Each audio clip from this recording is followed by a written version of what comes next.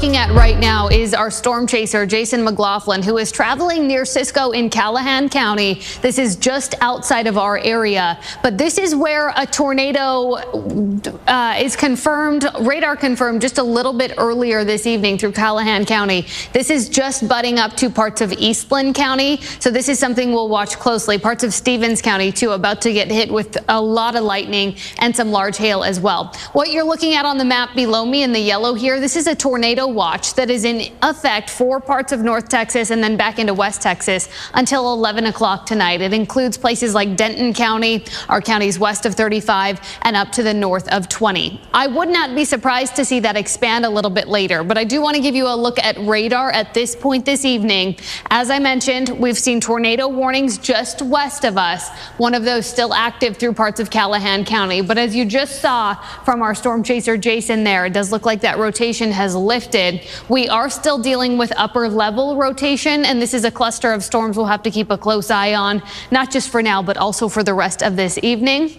We are going to continue this coverage as these storms push into North Texas on our CBS News Texas stream. You can find that on our CBS News app or on Pluto TV. You can also head to cbstexas.com, and we will continue that here in just a couple of seconds.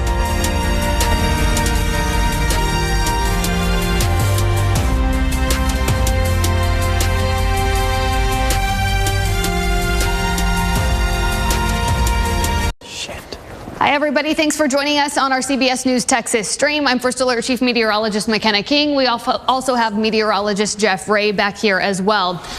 We are tracking a cluster of storms, a line of storms that's trying to form through parts of Callahan County. This is pushing into the west sides of North Texas. And that purple and red box you see there, that's a tornado warning that's been in effect for County for quite some time. At this point, a really strong cell through this area that looked to produce a tornado just a little bit earlier. Our storm chaser was out there as that rotation has now lifted. And in fact, if we've still got Jason's shot, we can go ahead and pull that up. He was traveling right through parts of Callahan County. It looks like he's just kind of stopped and trying to reorient everything as those storms continue to build. So we'll check in periodically with Jason as we get through this evening. Notice quite a few cars parked under the overpass there, something not recommended when you're dealing with the potential for tornadoes and then also those traffic hazards when that hail starts to fall. What we've seen with this cluster of cells is upwards of baseball-sized hail. This is 100 miles from Dallas County, from Tarrant County, and from the Metroplex. But this storm activity will continue to progress eastward as we get through the rest of this evening. Currently, we have a cap in place out over the Metroplex, but that cap is starting to weaken a bit. And what we've seen out to the west of us is a dry line advancing farther eastward and pushing into our western North Texas counties. What Jeff has queued here is a severe thunderstorm warning that is in effect until 7 o'clock. That's for hail at this point upwards of 2 inches in diameter. That is for Callahan County, so that is just outside of our area, but it butts right up to parts of Eastland County and also parts of Stevens County. So Eastland, Cross Plains, this is just north of Cross Plains, and then up toward Breckenridge as well is right where that cluster of storms is headed. That red box there, that's that tornado warning.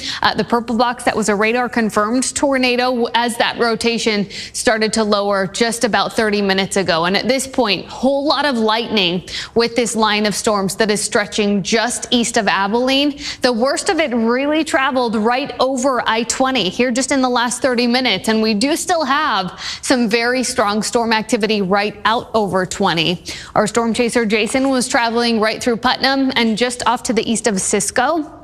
And that is where we were looking at some of that rotation. But it does look like it has lifted at this point. We've still got upper level rotation in some of that thunderstorm activity, but we did see large hail with this. In fact, over the last 30 minutes to an hour, we were seeing upwards of baseball sized hail, and that was confirmed. We've seen photos of those comparisons, and upwards of baseball sized hail was falling with these cells in this area not too long ago. At this point, this is pushing toward Moran, and you can see it's going right over the radar site. So you get a little bit of a donut and kind of a hole right over where that radar site is.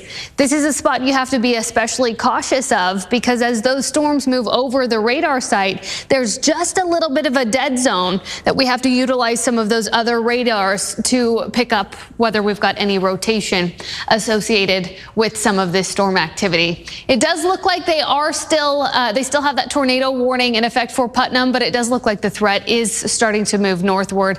I expect they'll let that warning expire, but that storm is still a very strong storm. And at this point, it looks like it will push closer to Stevens County as opposed to Eastland County. It's traveling more northeastward at this point. And you can still see a little bit of a hook on the radar there. But as Jeff and I were taking a look at this just a couple of minutes ago, looks like we've got just enough of some cool air to kind of cut off that lower level rotation. So the rotation at this point is all in the upper levels and not reaching the surface. It looks like it was a little bit earlier, but at this point, it does look like that rotation has lifted.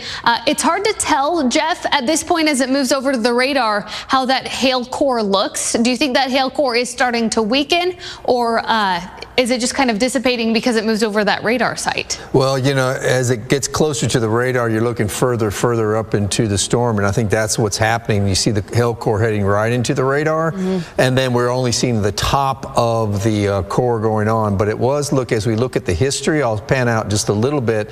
You see in the history that it was definitely more organized on the southern part of the county, of Calhoun County, before it was headed towards the radar. So indeed, it might be lessening. It is odd that this has got the classic look of a supercell, but it really is acting like a dry line storm right now, and that it's kind of pulsing up and down. So we'll just have to continue to see this line fill in, I think, is what's going to happen here.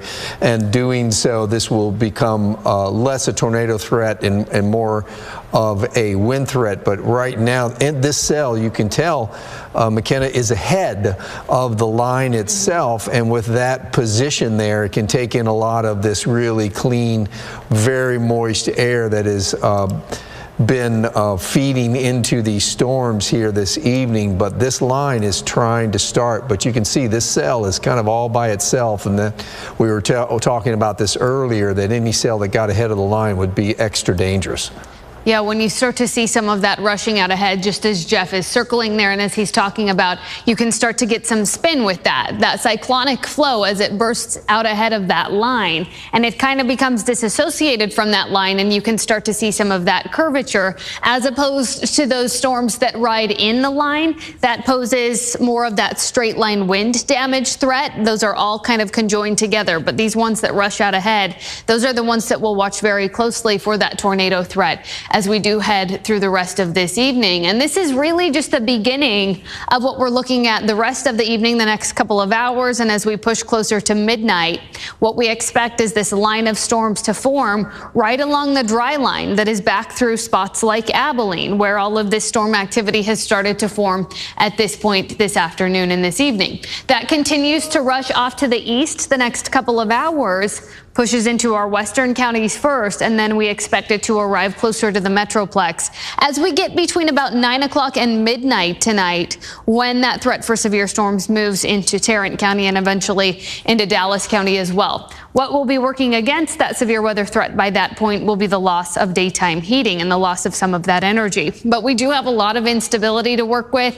Jeff was mentioning the amount of moisture that we have in the atmosphere. And with this cell in particular, it's moving into an untapped atmosphere. And so you're dealing with all of the ingredients that you need to keep that severe weather going.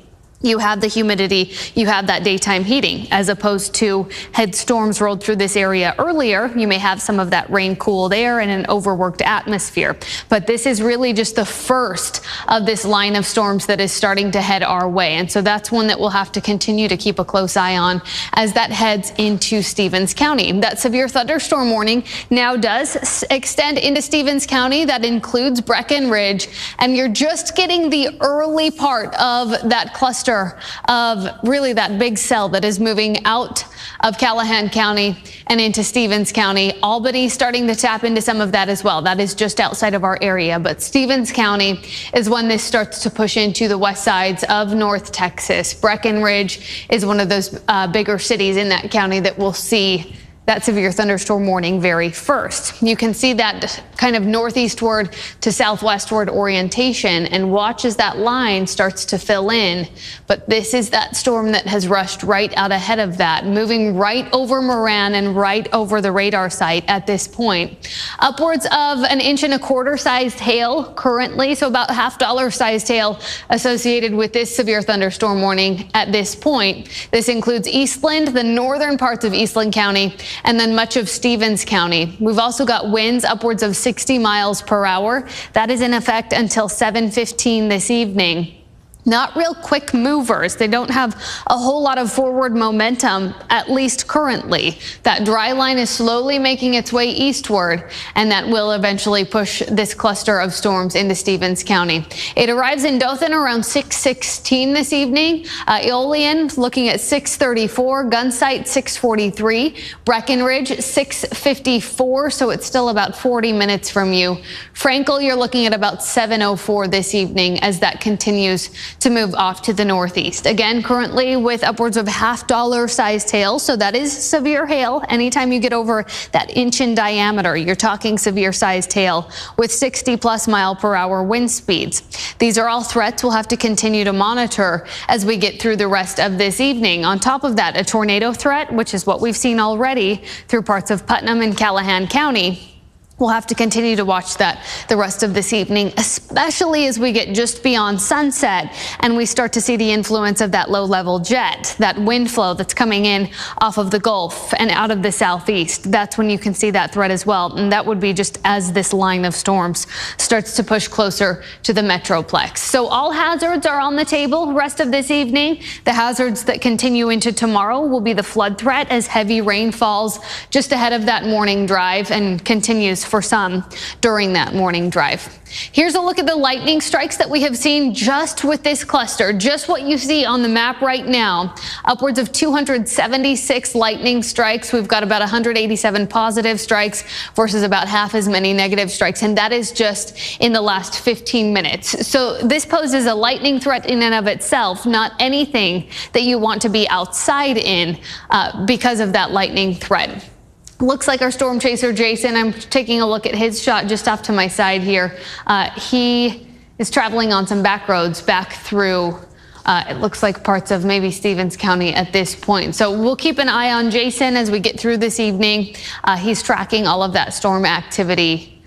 Looks like he's running into some spotty service as well. But what we're looking at now is that velocity scan. So this is when you can start to see any rotation, but also how strong some of those winds are. Where you see those brightest colors is often where those winds are the strongest. So some of those bright greens just south of Abilene. And then you get into some of these bright reds as well, just south of Moran, where you start to see some of those very bright reds, almost a pinkish color. That's where you can see some of those strongest winds as well. And we've been seeing winds 60 to 70 miles per hour with this cluster of storms in the last hour or so. Those warnings started popping in Abilene about an hour and a half ago, and they've just continued to build from there, which resulted in that tornado warning during our 5 o'clock show. At this point, that severe thunderstorm warning now extending into Stevens County, and you can start to see some of that heavy rain headed that way. So this includes the northern portion of Eastland County, although I'm not quite as concerned currently about Eastland County. Stevens County, it looks like the threat is more moving that way as this tracks to the northeast. 60 mile per hour winds associated with this, hail upwards of 1.25 inches in diameter, with that line right there moving right over the radar site.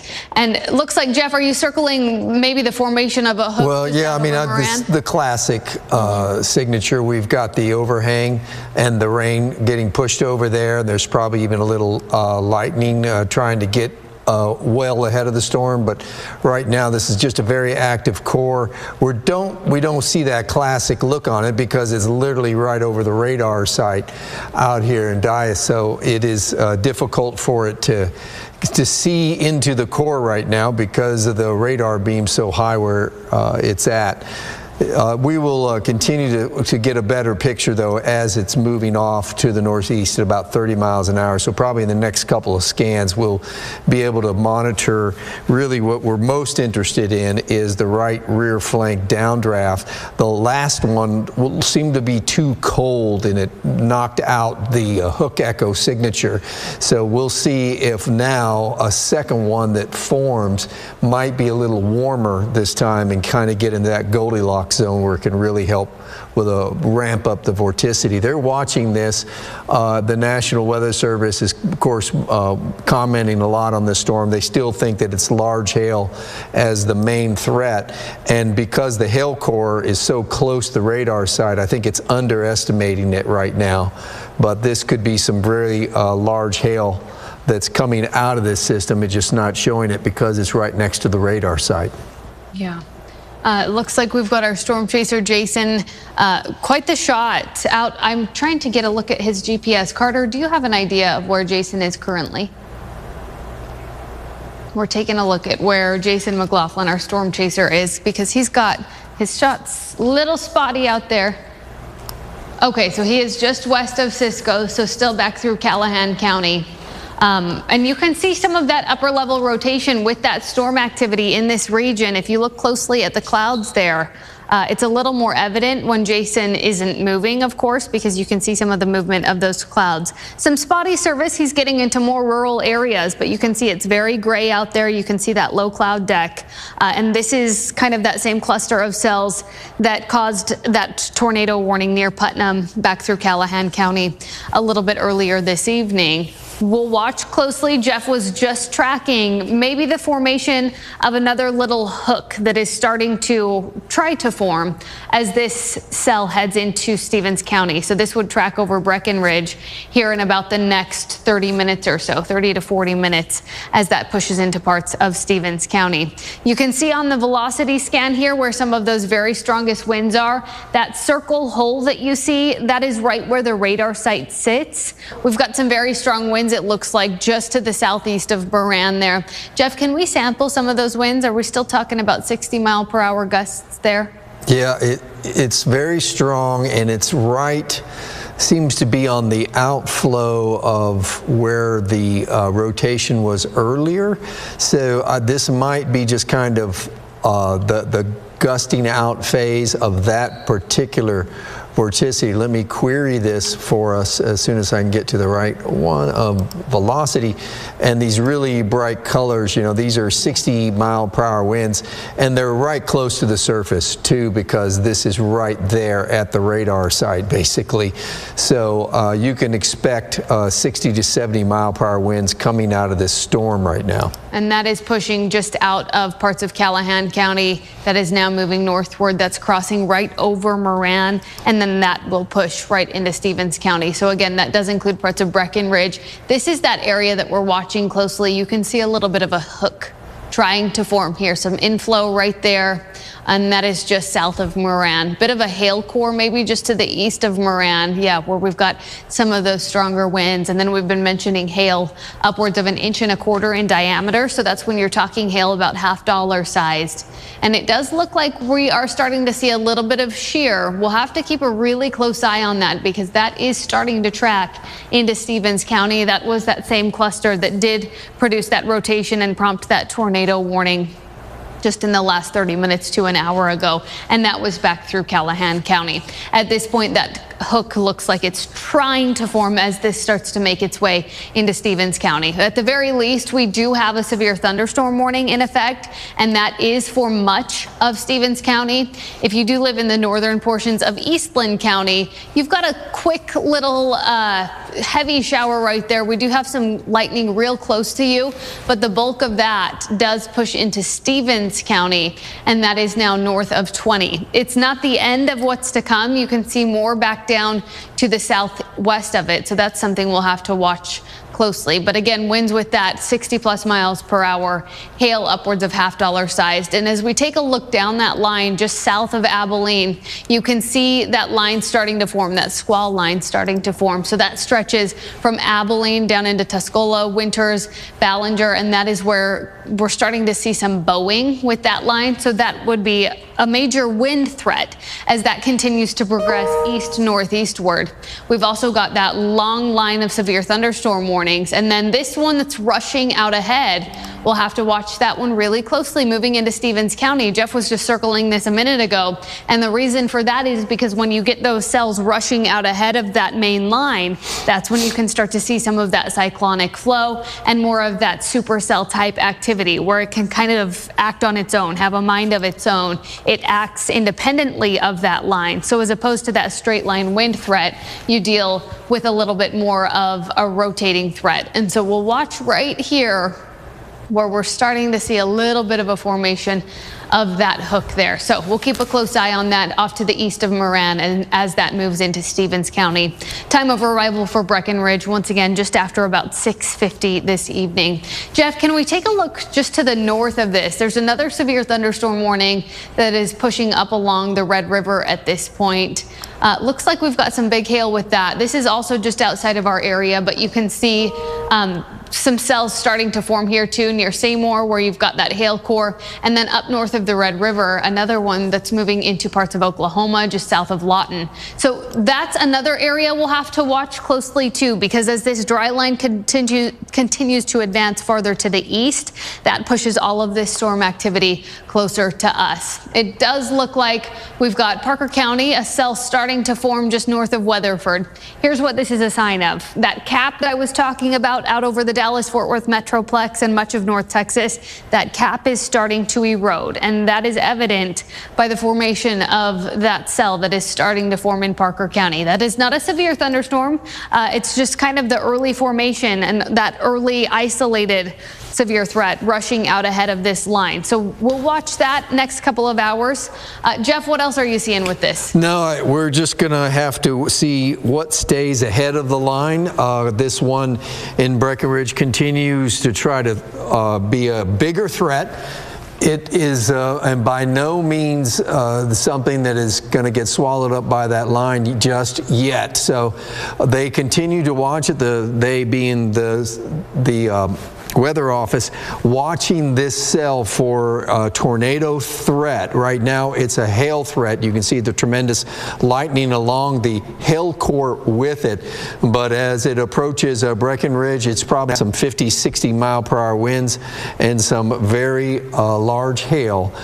We can see our storm chaser Jason McLaughlin is trying to get ahead of that as it goes in towards Breckenridge and to see what it brings. But we can assume that even that storm that's popping up over by Wise County that doesn't look like much, that might also become a major storm given that this cap is starting to erode. It does look like the National Weather Service is hinting at that as well, just as Jeff was mentioning, that cap weakening, which you can see with the development of that first cell moving up through northern Parker County. We're going to continue to watch these all closely as we get through the next couple of hours this evening. Stevens County, again, under that severe thunderstorm warning. So these are just starting to move into our area. We're going to wrap these things up on the stream here for now. We're going to take a little bit of a break. We're going to prep for our 7 o'clock show. But as additional warnings start to pop, this is where you can find us on our CBS News Texas stream. We'll be up during our 7 o'clock show. If tornado warnings do start to pop in the North Texas region, anywhere in the North Texas region, we will break in over programming. We will bring you those alerts as needed. And as those severe thunderstorm warnings start to pop with those large hail threats and with that wind threat, that's when you'll find us on the CBS Texas stream. You can find that on our CBS News app, on Pluto TV, and on CBSTexas.com. We will be here through the night to bring you those updates.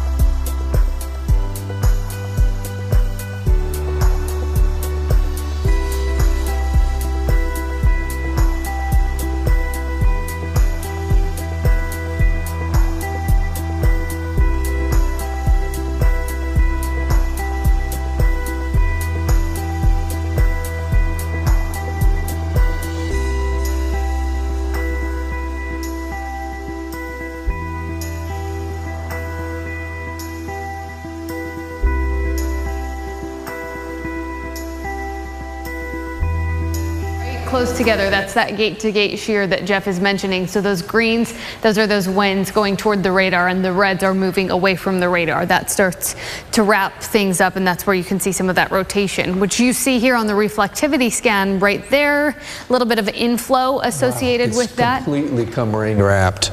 So it looks like it looks like the squall line is trying to catch up with it, doesn't it? Trying to swallow it up. Yeah, I mean, it's still set off pretty far off to the west, but it looks like just the general environment is trying to take over at this point. And it may be an indication that that dry line has sped up just a little bit, with some of the other factors working to kind of advance the progression of that dry line eastward. So we'll watch that. But as Jeff was mentioning, there are heavy rain associated with this.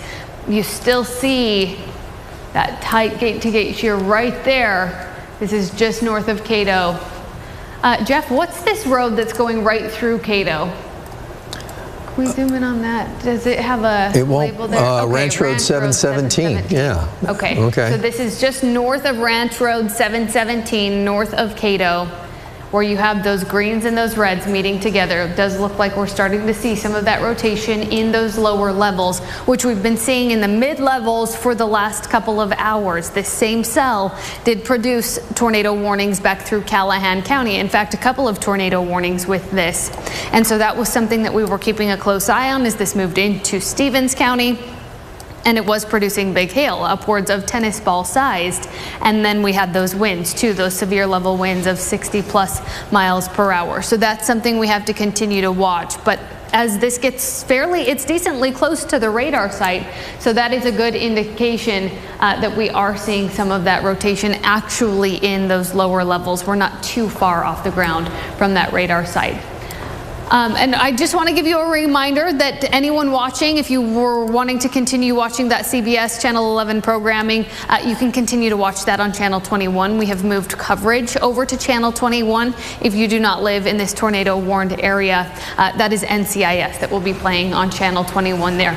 We will continue to track this tornado threat as it moves out of Stevens County and eventually into Palo Pinto County. That is 10 miles now, 11 miles from Possum Kingdom Lake. So arrival for the southwestern sides of Possum Kingdom around 7:35 this evening as that starts to head your way. So if you live near Possum Kingdom Lake, if you're vacationing there, that's going to be something to keep in mind closely. Make sure you are headed to that safe spot. One of the lowest levels of the house. You want to be in an interior room with no windows. That's going to be the safest spot to be for the duration of that tornado warning, which is currently in effect through 7:30 this evening. Looks like we've got a hail core moving right out over Cato. And again, with this cell, we did see hail upwards of tennis ball size just in about the last 30 minutes. That does extend into Palo Pinto, and it's not far from the county line at this point.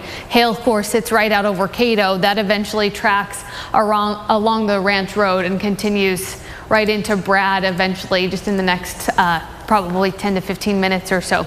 So that moves out of Stevens County, heads into Palo Pinto County, picking up grapefruit egg-sized hail right in that hail core. Jeff, do you think that's maybe a little bit overdone, or do you think that hail core is starting to...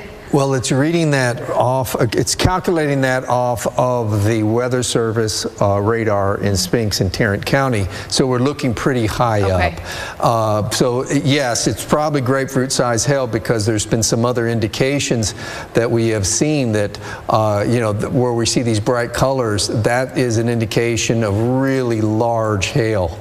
So we're getting confirmation as we look at it in the Doppler that it is producing large hail. I would not be surprised that up higher off it's that size, but maybe more like 2-inch when it hits the ground, but that is still very destructive hail. Some melting as it starts to fall through the lower levels and through some of that warmer air. So by the time it reaches the surface, again, you're still talking upwards of tennis ball sized hail, so you can imagine the damage that can do to your roof, to your car. And that storm relative velocity, you can see there, that gate-to-gate shear that we were talking about, that's still pretty tight right there where you see those greens and reds meeting together. Lots of lightning in the path of this kind of cluster of cells at this point. You can see that FM 717, County Road 181, just north of Cato, where we are still seeing some of that lower level rotation. So we have the large hail, we've got the wind gusts, and then on top of that, that tornado warning that is in effect right near those county roads just to the north of Cato. This is in Stevens County, but this is moving off to the northeast. This is headed right towards spots like Possum Kingdom Lake, and it's just about 10 miles from there at this point. Now 8.5 miles from Possum Kingdom Lake. That gets there about 7:33. Current time is 7:16. So you've only got about 15 minutes. If you are getting those alerts to your cell phone, you want to make sure you are headed into your safe spot. So that's going to be the lowest level of your house. If you've got a basement, head there. Don't know how many people are going to have basements in that area, but the lowest level of your house, that interior room with no windows to the outside. Jeff, what have you got over there? You're not going to see it. You're not going to see the rotation if it is, but you know, it's on the struggle bus because of the hail core that's now popped up down to the south of it. It's very unusual to see this, that you're going to have this hail core form in the inflow area of a velocity notch. So this is a structure that's a little bit different, and I think we're seeing the whole line kind of morph now into a squall line. The supercell has been out by itself, but it is continuing to really kind of struggle to keep its rotation going because we are seeing this thing get into more development to the south. So McKenna, in a way, we're kind of catching a break here with this.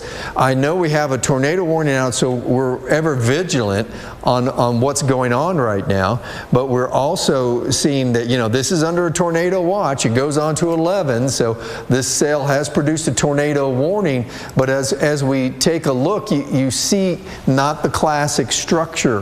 One, it has completely become rain wrapped, so the environment isn't really overly conducive to continued tornado strengthening, with the velocity now kind of part of what's all this down to the south. And see, these things are, think of them as a human lung, you know, it's just a lung trying to breathe in, and what it really wants to breathe in is warm, moist air, like that's way out here, but instead, here it comes in trying to get to that rotation, which is up here, by the way, and it runs into all this.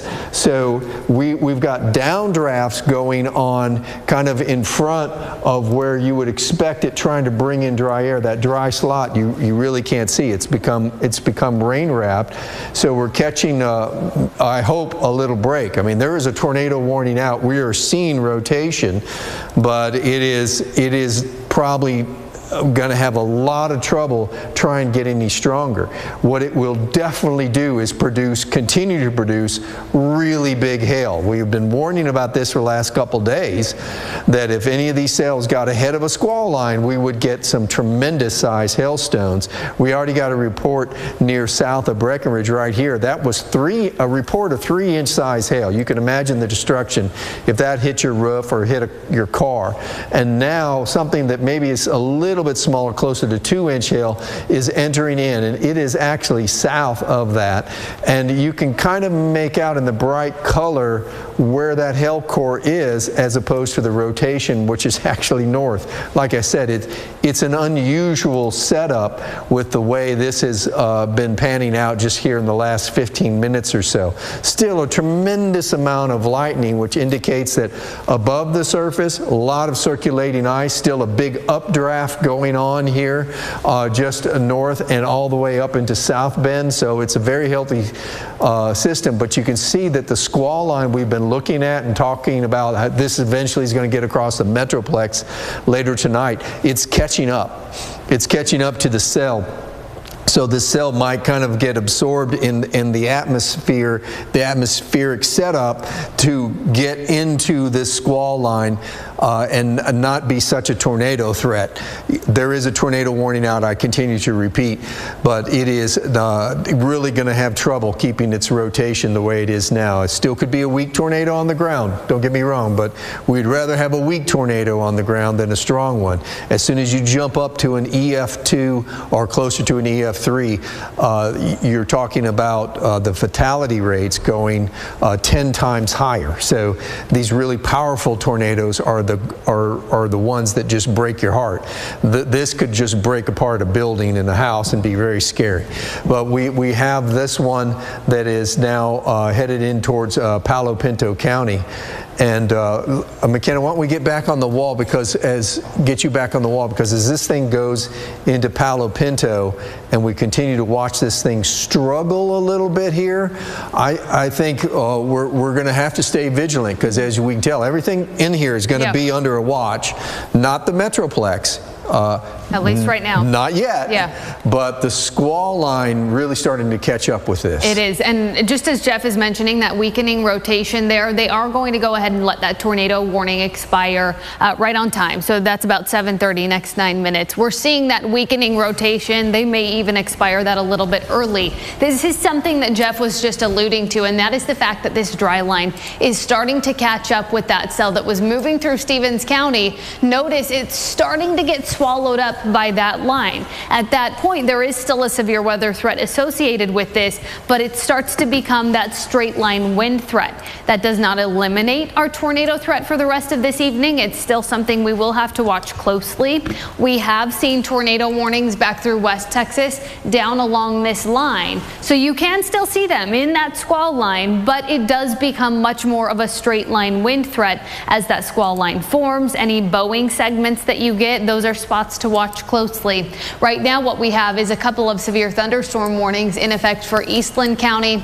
We have those in effect for Stevens County, and that now does continue into Palo Pinto County. If you live in Palo Pinto County, it looks like that rotation has lifted, that low-level rotation. We still do have some of those rotating updrafts in the upper and mid levels, but that low-level rotation does look like it is starting to lift, and at this point, it is a severe thunderstorm threat for Palo Pinto County. So what that means for you and for Stevens County, where that threat is still active, hail upwards of 2 inches in diameter at latest scans. It was a little bit larger just a couple of minutes ago when we were talking tennis ball sized hail.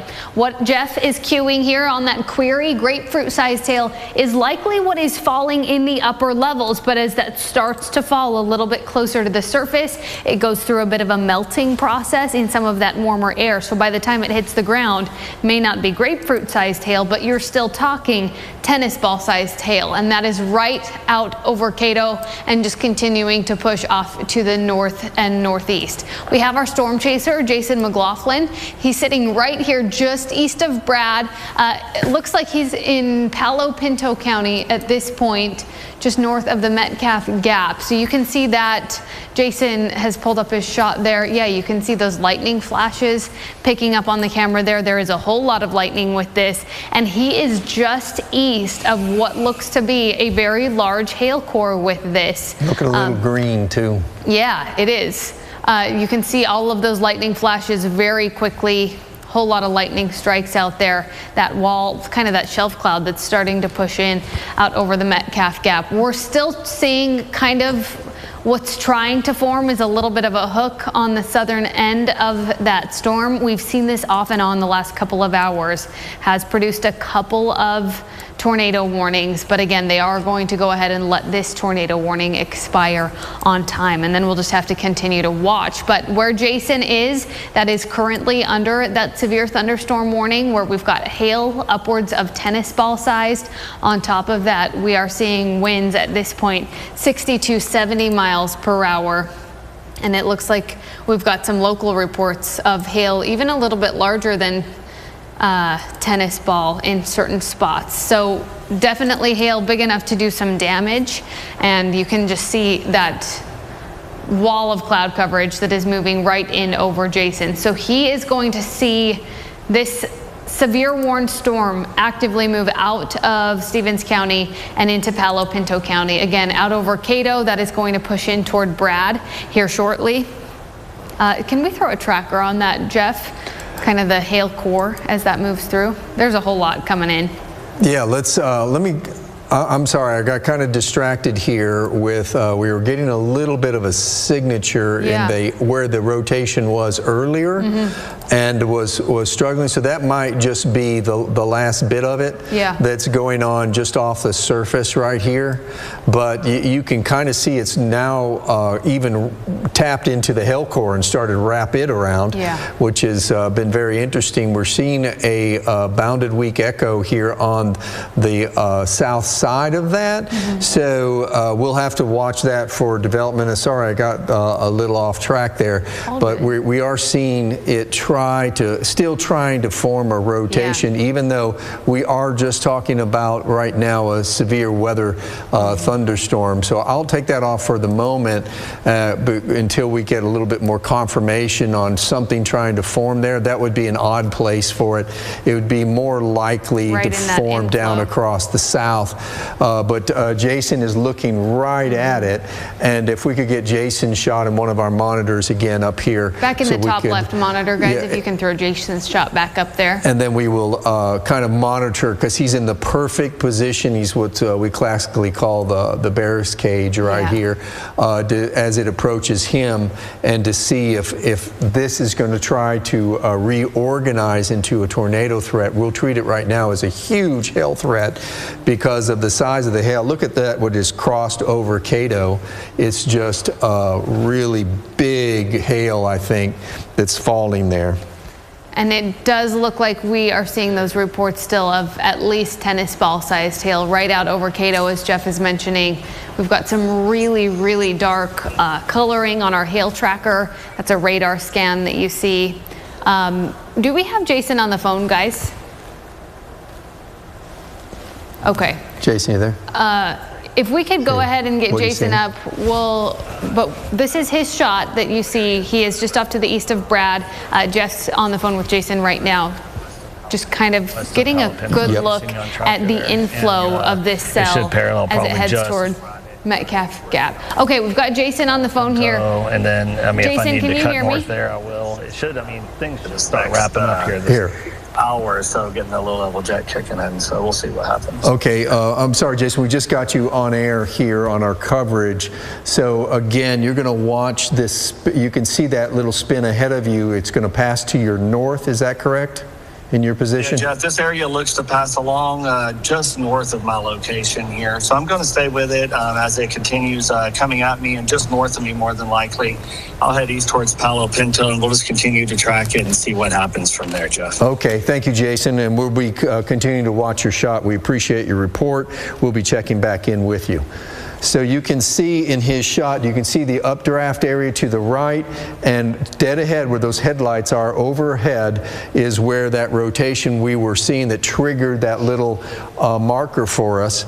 And he is going to be able to see that pass to his north, basically between him and Possum Kingdom Lake.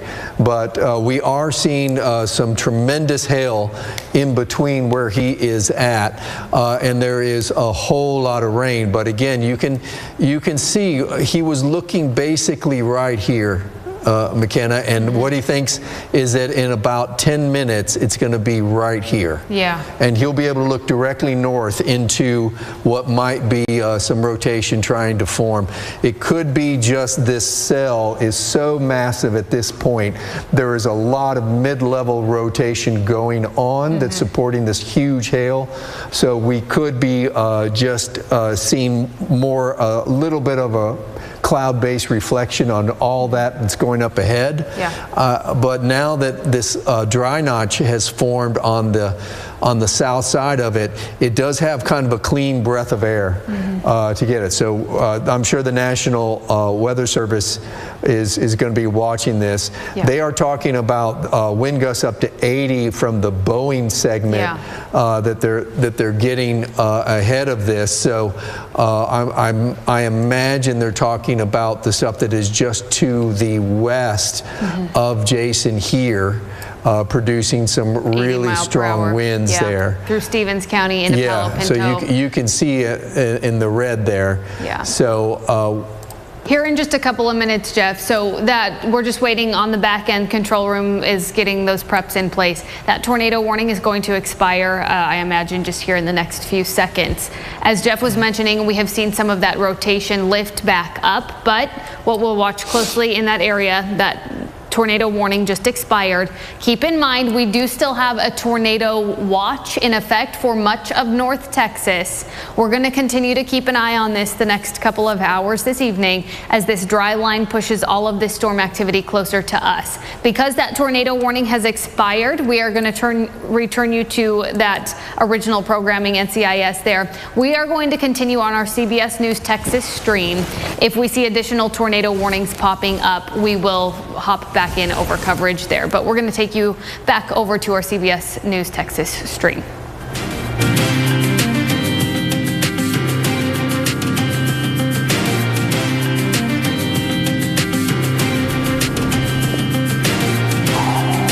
Welcome back in on our CBS News Texas stream. Time now is 7:31. I'm Chief Meteorologist McKenna King. We've got meteorologist Jeff Ray here. We are watching the radar closely. Yeah, radar, this line that is forming and really starting to move into Stevens County. What are you seeing? All right, so we were having a tornado threat because the cell was ahead of the squall line.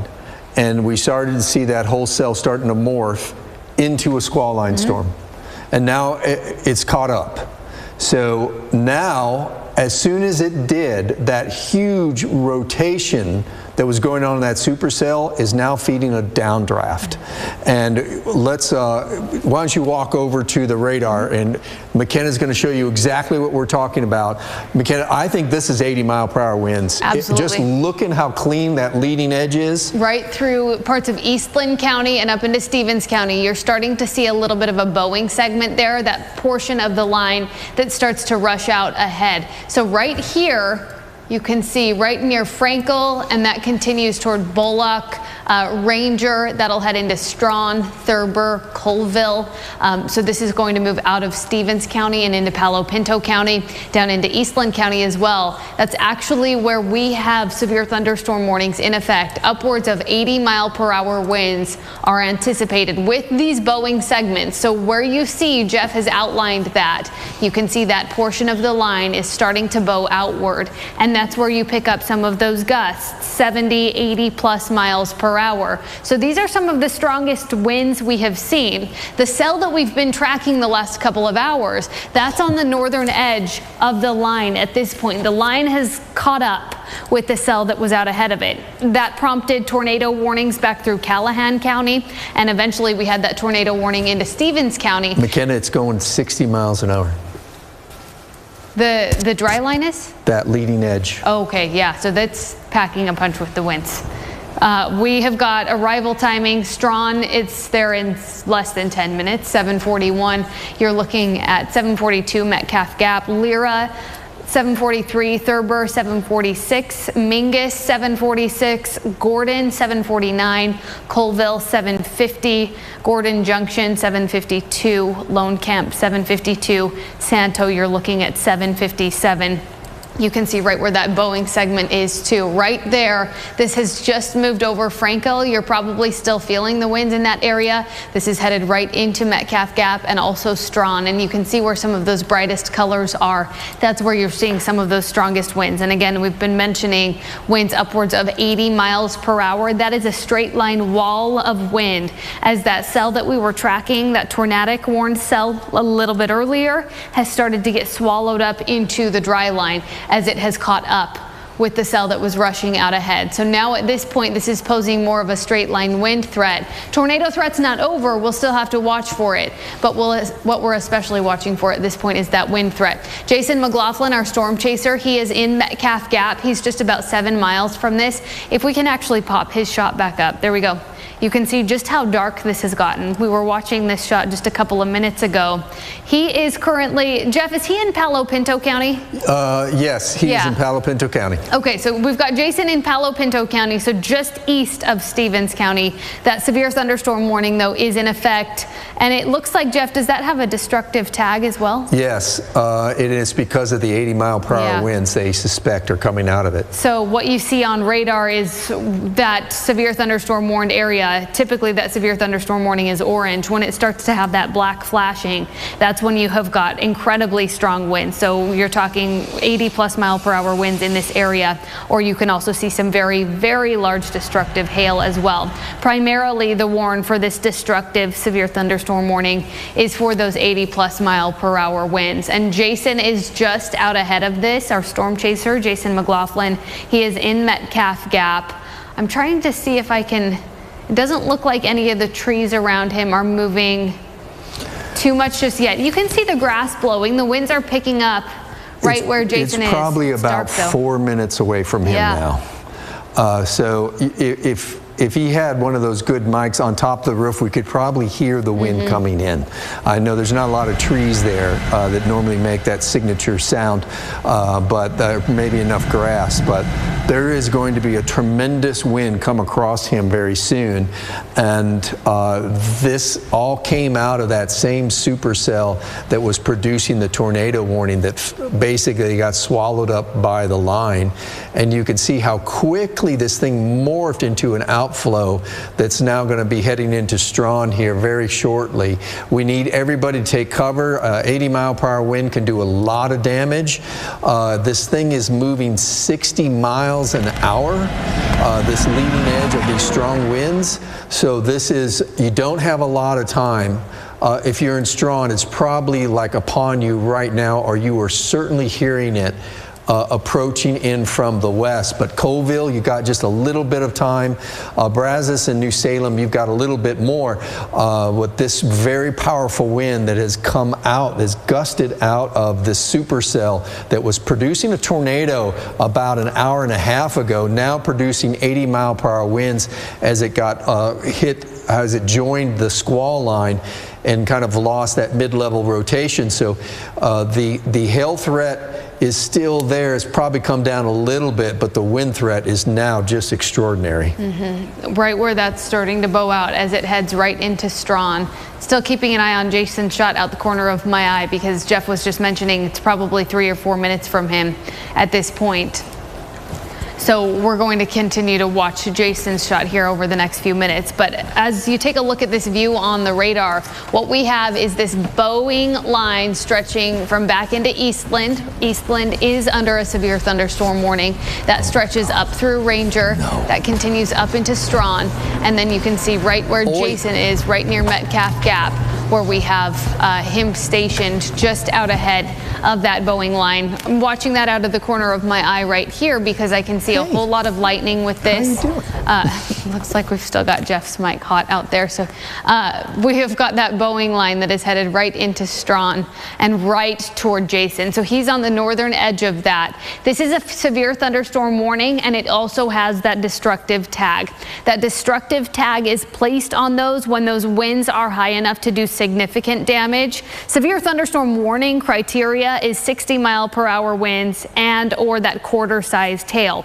We have seen tennis ball-sized hail just a little bit earlier with this cell, and now that it's starting to get swallowed up into that line, our concern is more for those straight line winds. And so what you see with those, that destructive tag, we've got 80-plus-mile-per-hour winds with this, right in that bowing segment, which is right upon Jason. Looks like we've also got one of our photographers in Mineral Wells. Do we have Yuli's shot up? Okay, so you can see Yuli there. We are, let's see, we're just after sunset, just a couple of minutes after sunset. So you can see some of those blue colors there.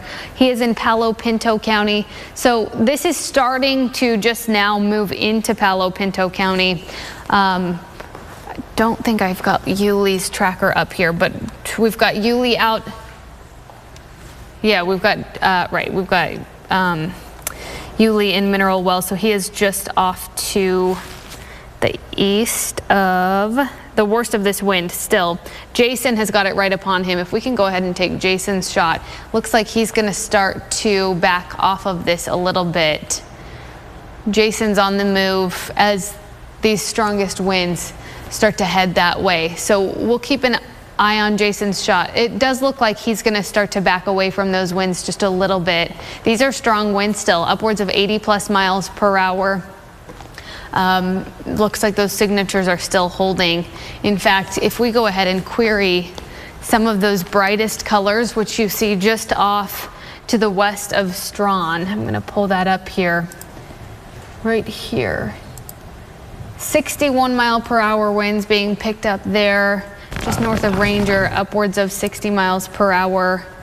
So that is just west of Strawn. And then right in this Boeing segment, so this is where Jason is. And then that Boeing segment is starting to head right toward him. So we've got Jason out. We've also got Yulee out traveling through Mineral Wells, Jeff. You can just see dark clouds right through that area. So Yulee is just on the eastern edge of this. And then it looks like Jason is starting to drive. Looks like he's maybe headed east. Yeah, maybe east or north, trying to get out of the worst of the wind. The worst of the wind. Yeah. So Strawn, if you live in Strawn or around that city, you need to be in shelter. This could be 80 mile per hour wind coming over you, and that will drop a tree, that will do roof damage. That is certainly not a place you want to be outside if it comes through. So you got to get shelter. People think oftentimes you hear the word tornado and people take that a little bit more seriously, but when you are talking winds upwards of 80 miles per hour, that can do just as much damage. That hits you straight like a wall, and so that can do a whole lot of damage in and of itself. And that's why that severe thunderstorm warning, we do have that destructive tag, which means we have winds strong enough to do some serious damage, and those are headed into Metcalf Gap, right where our storm chaser Jason McLaughlin is positioned. You can see his GPS tracker on the radar, and in some of those brightest colors just south of Jason, headed into Strawn, headed out over Bullock. And then that continues into the rest of Palo Pinto County. So that'll push toward places like Gordon and Colville. Jason, you can hear us out there? Hey, McKenna, I've got you. Give us an idea of what the conditions are like where you are, just off to the northeast of Metcalf Gap. Hey, McKenna, the lightning's really picked up. Had some strong winds moving out of the south, and this rain started as well. So I'm moving east as quick as I can. You could see that wall of wind associated with the front of that complex of thunderstorms that was moving into my area, and it's just behind me right now. So I'm trying to stay east enough, hoping to get to Palo Pinto, to a little better area of to cover before these winds do hit. And it looks like there's a bit of a hail core maybe just coming in with that wall of wind, but also maybe just to the north of Jason, pushing toward Possum Kingdom Lake. And as Jason is mentioning there, you can hear the winds whipping from his microphone. You can also see, if you look closely, just how quickly those water droplets are rushing up his windshield. Looks like the wind is blowing incredibly hard, and Jason is not in the worst of it. He's traveling away from that wind. So that's an area especially... Hey, McKenna. Yeah, Jason. Hey, so we'll have to watch. I have a new cell that formed pretty much right on top of me. Sometimes when this happens, this new little area of thunderstorm can get pulled in, and we can really get a surge, even a stronger surge of wind that kind of kicks out, ahead of that. Are you seeing that on radar yet your way? We are. Yeah, here's the bow that's right over Metcalf Gap, directly to your west, Jason. So there's a little bit of a dry slot that's forming to your northwest, and then we're getting the kick out in the down flank that's probably going to be some really strong winds as well. You can see that inflow on the radar here.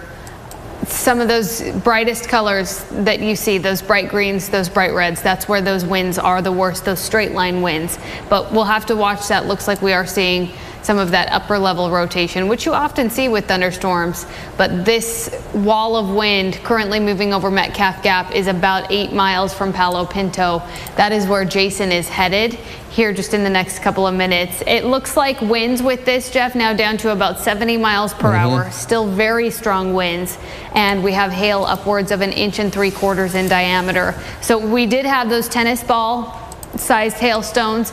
They have gotten a little bit smaller, but these are advancing into very populated areas. This is going to head in toward Palo Pinto and eventually continue that trek off to the east. arriving in the Metroplex a little bit later this evening. So this is all part of that dry line that is advancing eastward. Jason is going to head into Palo Pinto to kind of pick up some of the worst of those winds. It does say that that is that cell, Jeff, that's gotten swallowed up into the dry line, that cell that produced those tornado warnings over the last couple of hours. You can still see some inflow with that and a very, very strong hail core. I just want to tell you that as we're looking at this squall line, it looks like arrival times based on its current position would be in downtown Fort Worth about 9:45 or just before 10.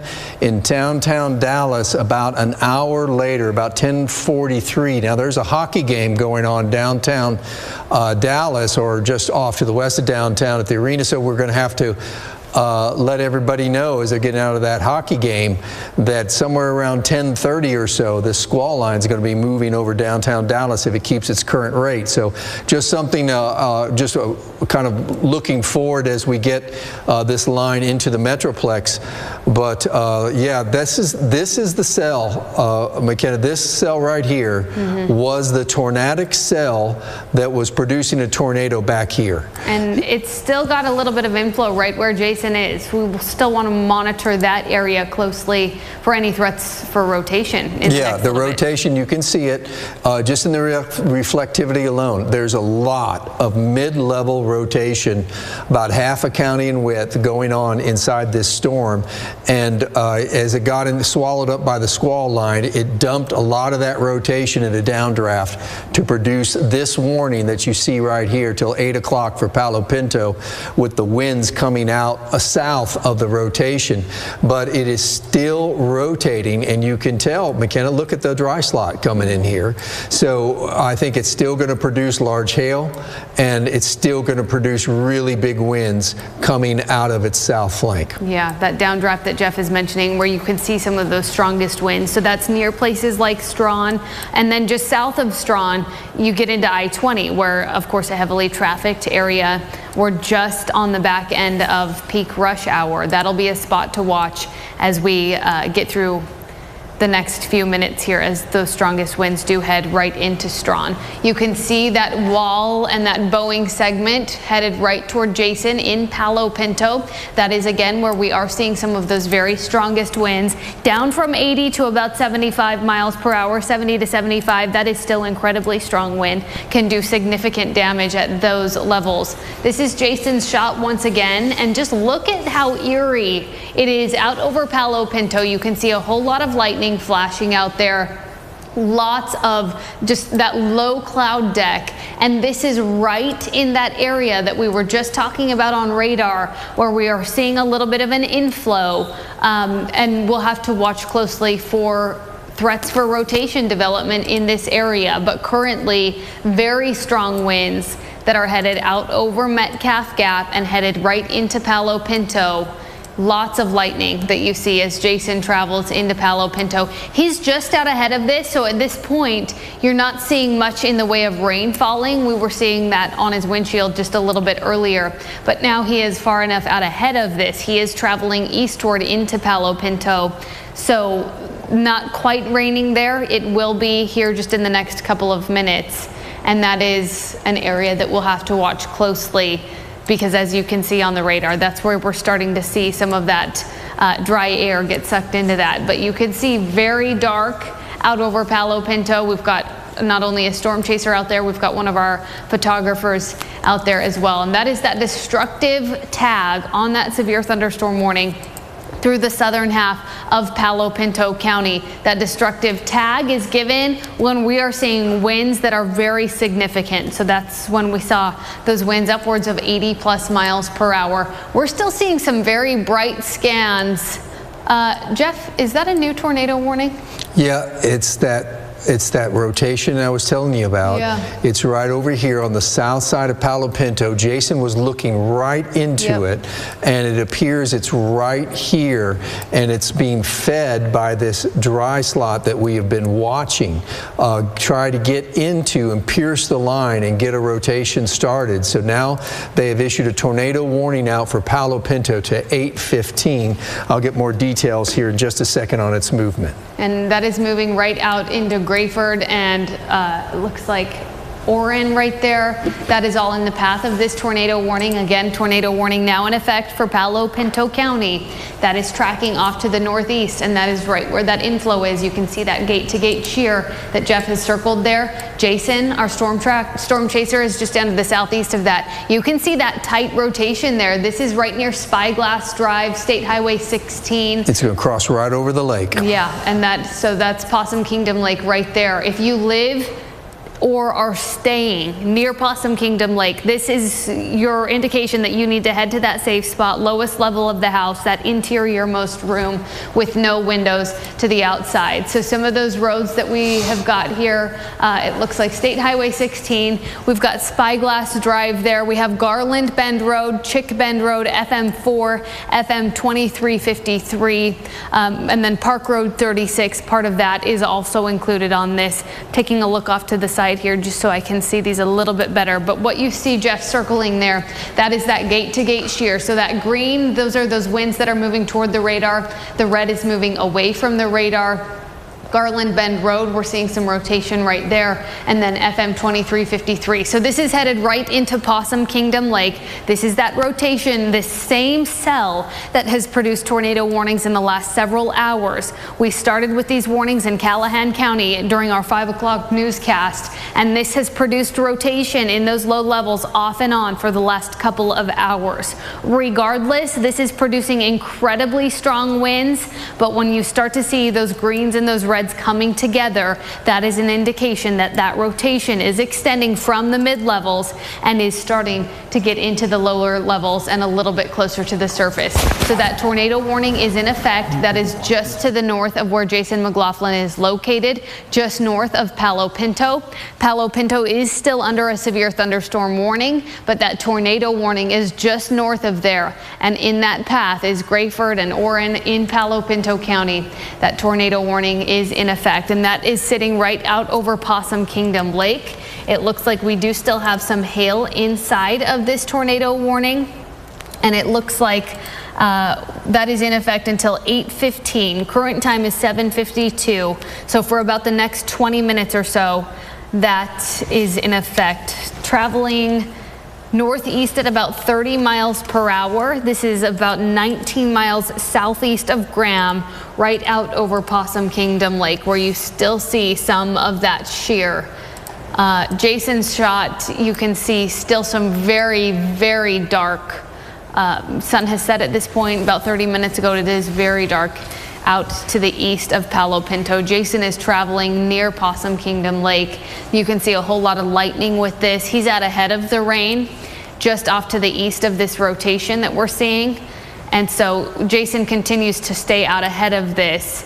Want to keep him, of course, out of the worst of this. But that tornado warning is in effect, and that is for Palo Pinto County. Jeff, how long before this arrives in Grayford? Can we throw a tracker on that out over Possum Kingdom? Let me do that. We got it at 30 miles an hour. Yep. And the best I can tell is that the rotation is broadened out a little bit, but I think it's just now on the east side of Possum Kingdom and crossing State Road 16, which is a very busy road, and there's a lot of homes up and down that road. So that puts it in Grayford at 8:14, though it might pass to the north of Grayford as it goes into Wise or into Jack County up here to the north. So we'll keep an eye on that. It is going to again have trouble staying sustained, and a lot of reasons for that, McKenna, is that the outflow down on the southern flank is getting so far ahead of the velocity itself, the couplet that is back to the northwest of it, and that tends to choke off the circulation. So this, we might again catch a little bit of a break here where we had a spin-up tornado and it got choked off by the outflow to the south of it. Yeah. Thanks for joining us on CBS News Texas here, Channel 11. You can continue to watch that programming over on Channel 21. We have moved that over, and that is to cover a new tornado warning, all from that same cluster of storms we've been watching since our 5 o'clock show a little bit earlier. Those tornado warnings started in parts of Callahan County, and we have seen that low-level rotation off and on as that storm cluster began to be swallowed up by this dry line and this squall line that it is advancing farther to the east. We have our storm chaser Jason McLaughlin out. He is right near Mineral Wells at this point. He's headed into Mineral Wells and trying to stay out ahead of this. That tornado warning, though, is in effect, just moving over Possum Kingdom Lake, headed towards spots like Grayford, just in the next about 15 to 20 minutes or so. It does look like we're starting to see that rotation broaden out a little bit, but regardless, we have seen destructive winds with this line, that bowing segment that you see just to the south of Jason, where we were sampling upwards of 80-mile-per-hour winds. As that line does start to get that bowing edge, that's where you see some of those strongest winds rushing out. We've also seen hail upwards of tennis ball sized in some of those largest cores. There are several hail cores in this line, and you see this flashing warning here, that orange and black flashing warning. That is a destructive severe thunderstorm tag. So it gets assigned that destructive tag when it's well above that low end severe criteria. Severe criteria is 60-mile-per-hour winds and hail an inch in diameter, so quarter sized. You get up into that 80-mile-per-hour winds, and that's when you're talking very significant damage. This is that wall of wind. So a lot of people hear the word tornado and they understand the threat that that poses, but straight line winds can do just as much damage, and in fact to a much wider portion of an area. Where that bowing segment comes out, that stretches from Strawn clear up into Mineral Wells, whereas that tornado warning is covering a little bit of a smaller area, but still impacting Possum Kingdom Lake up into Grayford. That tornado warning currently in effect until 8:15, but it does look like we are seeing that rotation broaden out a little bit. Still some strong winds right through there in those brightest colors, but right here you see stretching back through Ranger into Strawn and up into Mineral Wells, we are seeing some very strong winds, a whole lot of lightning with this, hail cores all up and down this line. In fact, Jeff, if we can zoom out here on this line, I want to give people an idea of just how far reaching this is, because this is something that we will watch for the Metroplex as we progress through the rest of this evening. So this line extends from up across the Red River up through Bowie, where we have seen some severe thunderstorm warnings up along the Red River a little bit earlier.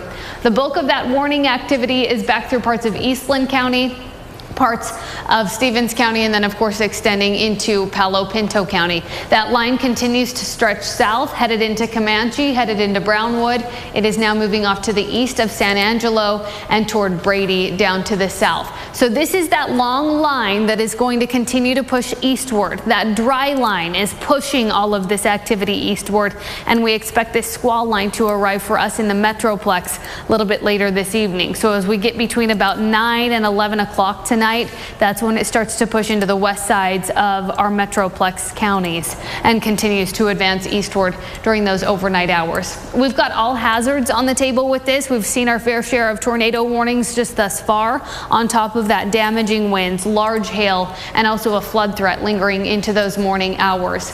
This is where we've seen some of that rotation in that tornado warned box, but we're starting to see some of those downdraft winds coming out of that large scale rotation, pushing all of that wind out ahead of this. And then you start to get that bowing segment from that downdraft. It pushes this wind out ahead of here, and that's where we were seeing upwards of 80-mile-per-hour winds. We are still here on Channel 11, but we're going to continue this coverage on our CBS News Texas stream. So we're going to leave you here. We'll continue on our stream on our CBS News app at cbstexas.com just in about a minute here. So we will continue to track this entire line, a newly issued severe thunderstorm warning that does include the rest of Palo Pinto County. That includes spots like Granbury and Toller, and that is going to be for Parker County as well, right along 20, Hood County, County is included there. This line will continue to push east. It does look like with that tornado warned area, we are starting to see that rotation broaden out. So the focus will continue to be this long line of storms that stretches back into parts of South and West Texas. That will move into North Texas as we progress through the rest of this evening. So again, our CBS News app, Pluto TV, CBSTexas.com, we will continue this coverage on our stream. And if we do have additional tornado warnings, we will pop back in over programming.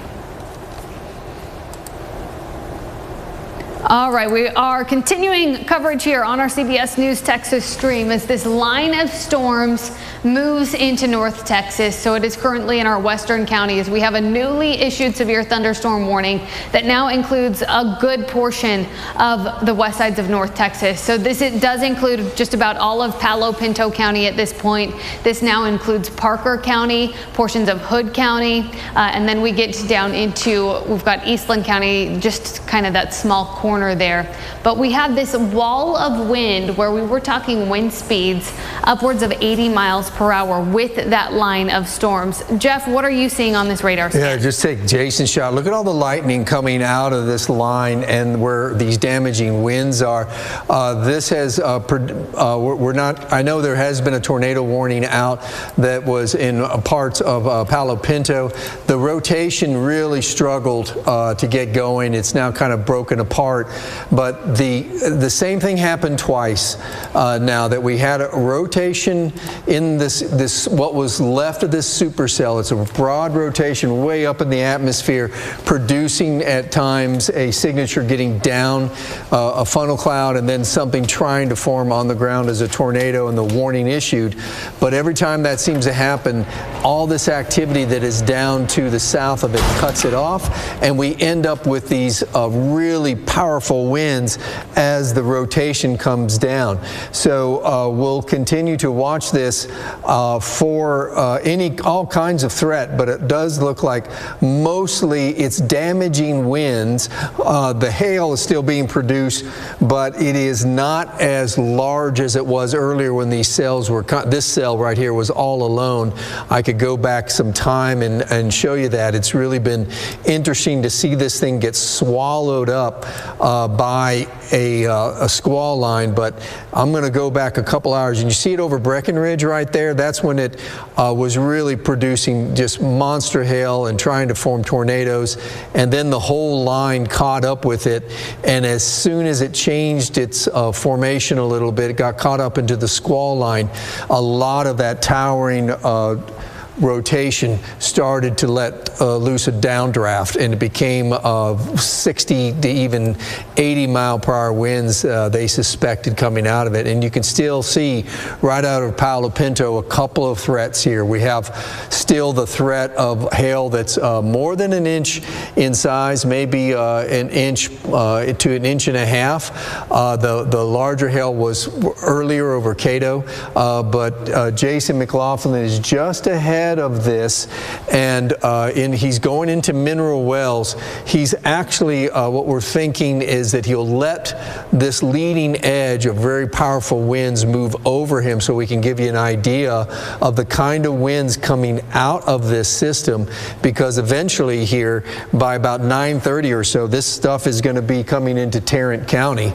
And if it continues to do this rotation continues in these larger cells on the squall line, it will continue to pump out very powerful winds.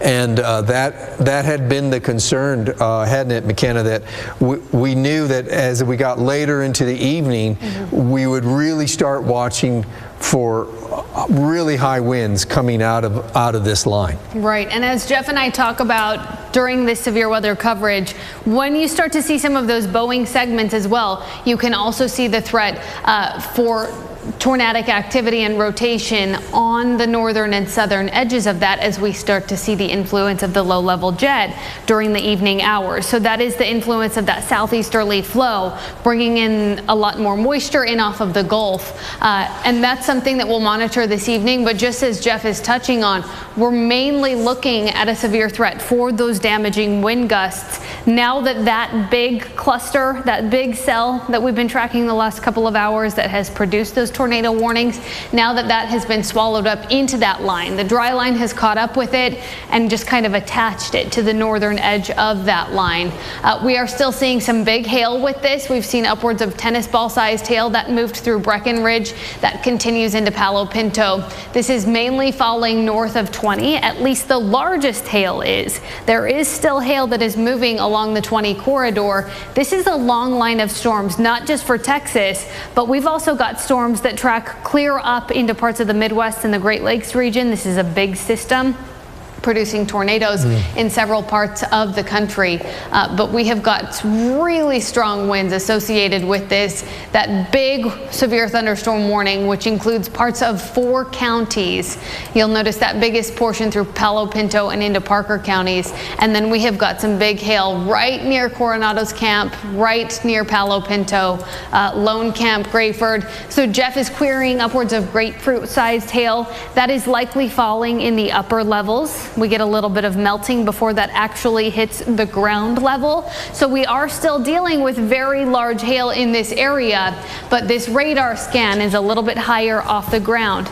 And so as a result, that query tool picks up a little bit larger in size. I want to take up Jason McLaughlin's shot. He's stopping at a gas station. It looks like he's in Mineral Wells here. And you can see the frequent lightning there. You can see the winds blowing too. You can see leaves that are blowing out in front of him. Winds are whipping pretty hard, and you can see those trees blowing with those lightning strikes. It's pretty bright out there. Do we still have Jason on the line? Jason, can you just give us an idea of conditions through Mineral Wells at this point? Some of those winds, have you seen any hail? I know you're kind of out ahead of that main line.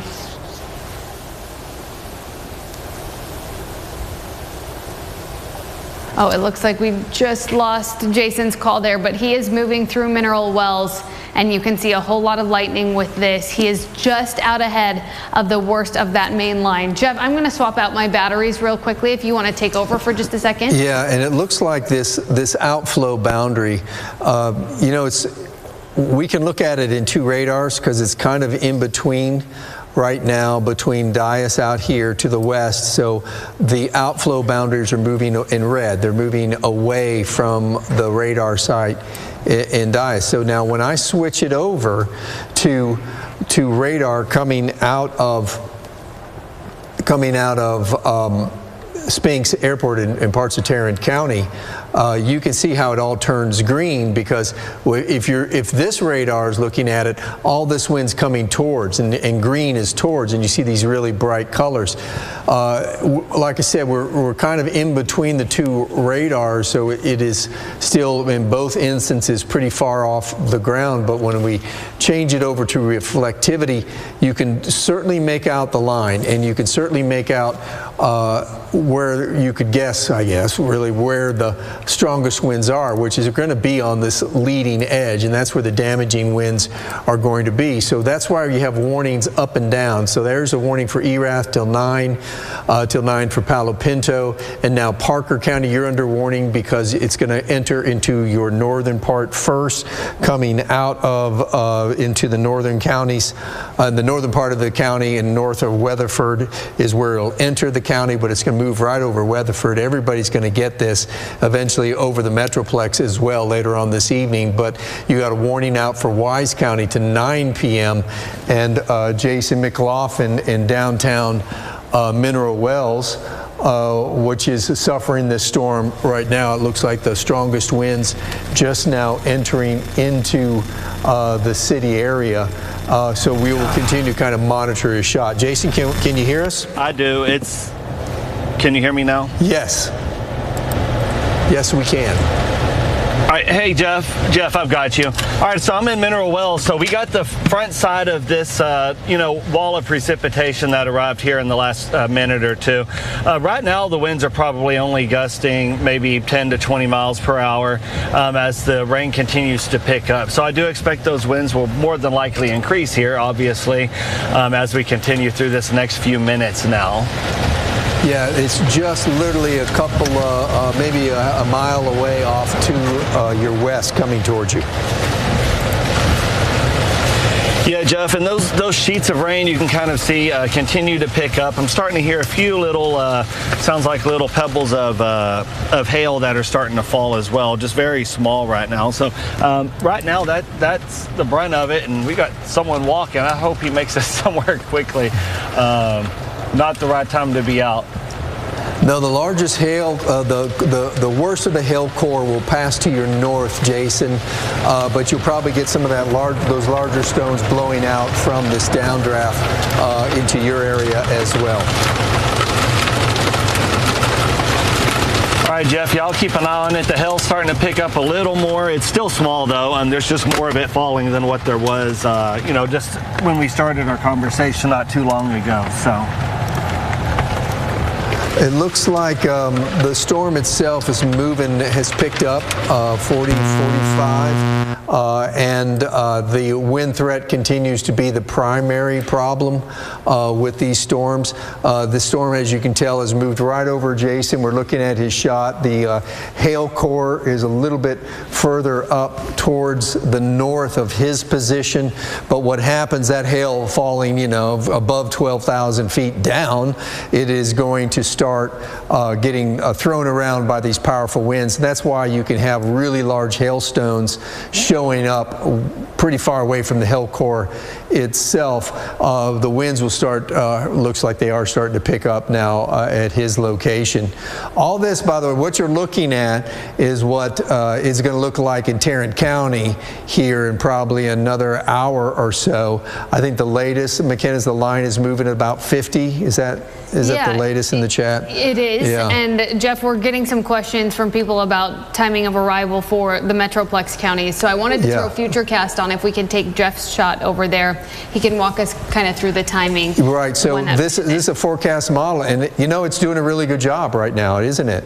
Because we've got the main, what's left of a supercell inside the line, squall line. Now there's the watch you can see that is in effect till 11 p.m. That's a tornado watch, by the way, for our western half. It doesn't include the Metroplex. So what you're looking now, we've been showing you radar. This is a forecast model, but it's doing a good job because where I'm pointing out is pretty much where the biggest cell and the strongest line is. So let's move it forward in time.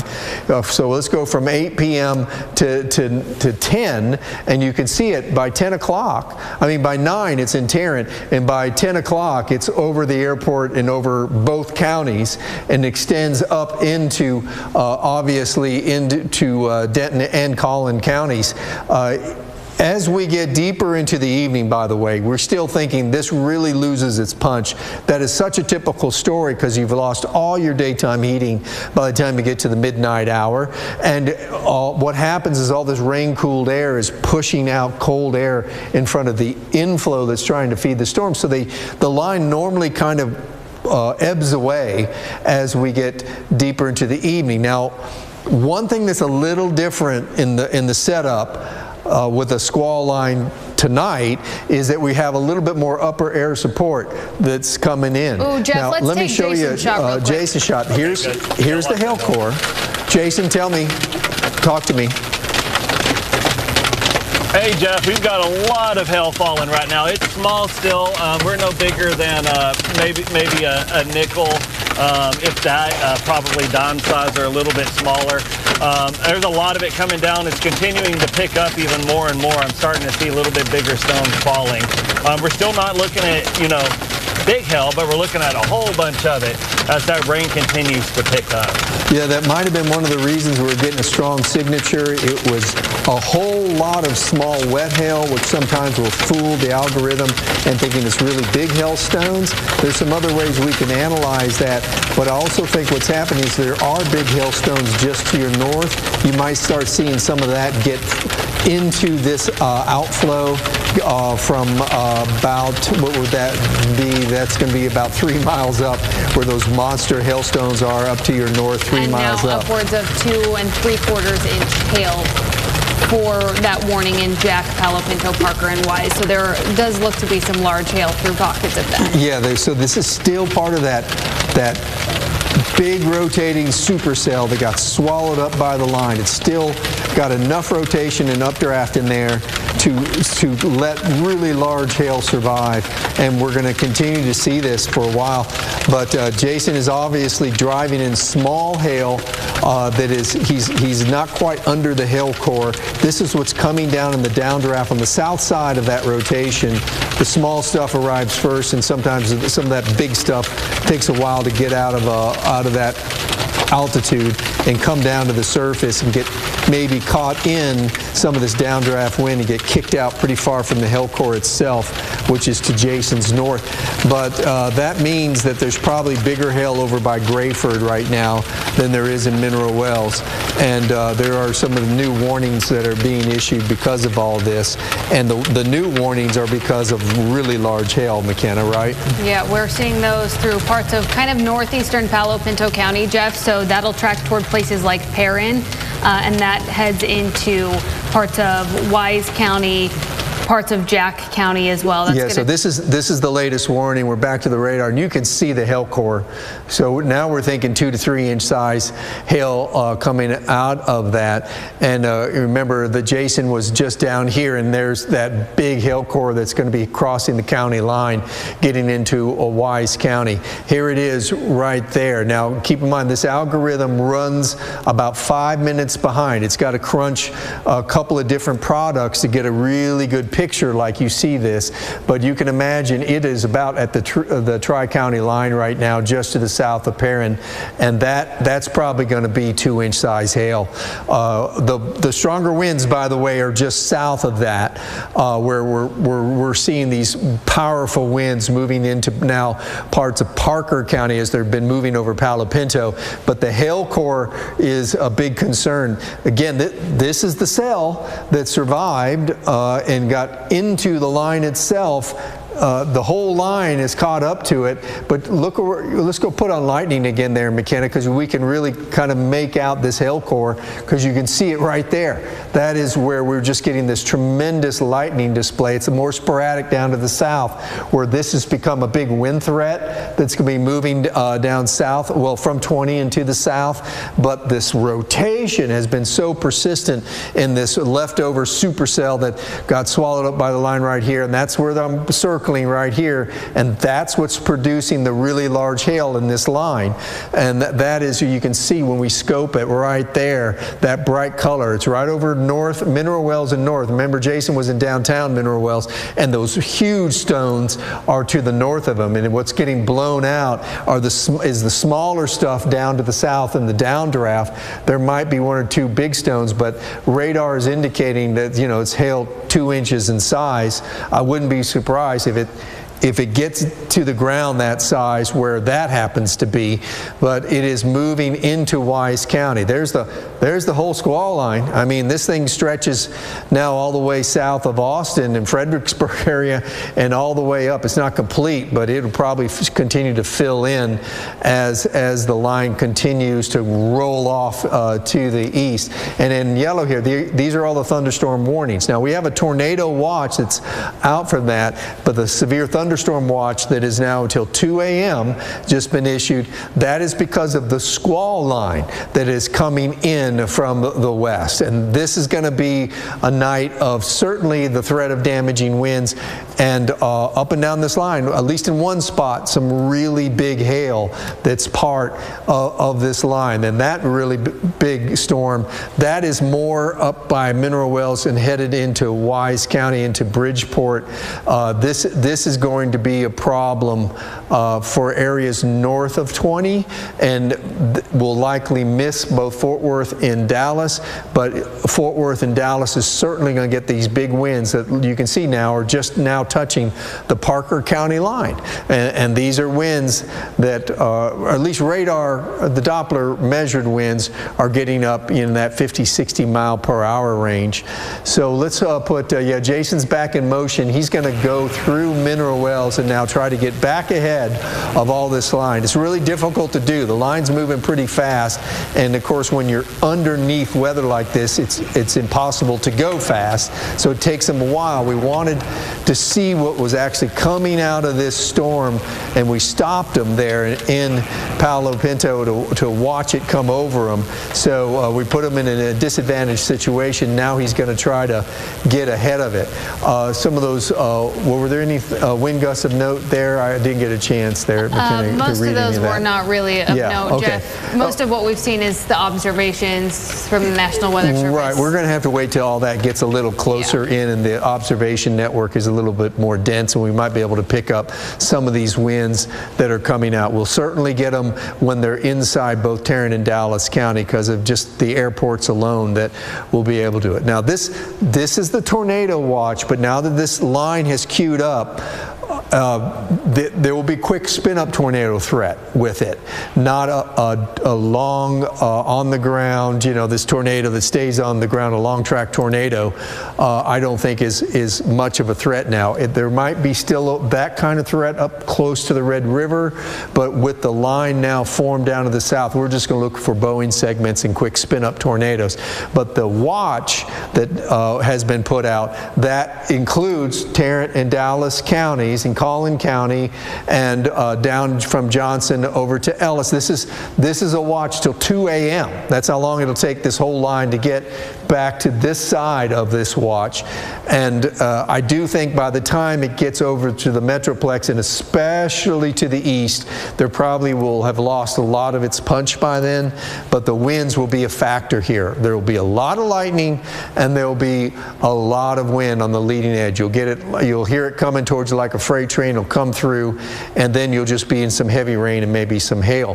The line is almost completely filled in now for a pretty good run, and we'll continue to kind of, well, the cells themselves moving northeast, the line itself moving east at about, what was it, 50 or 40? It looks like latest check.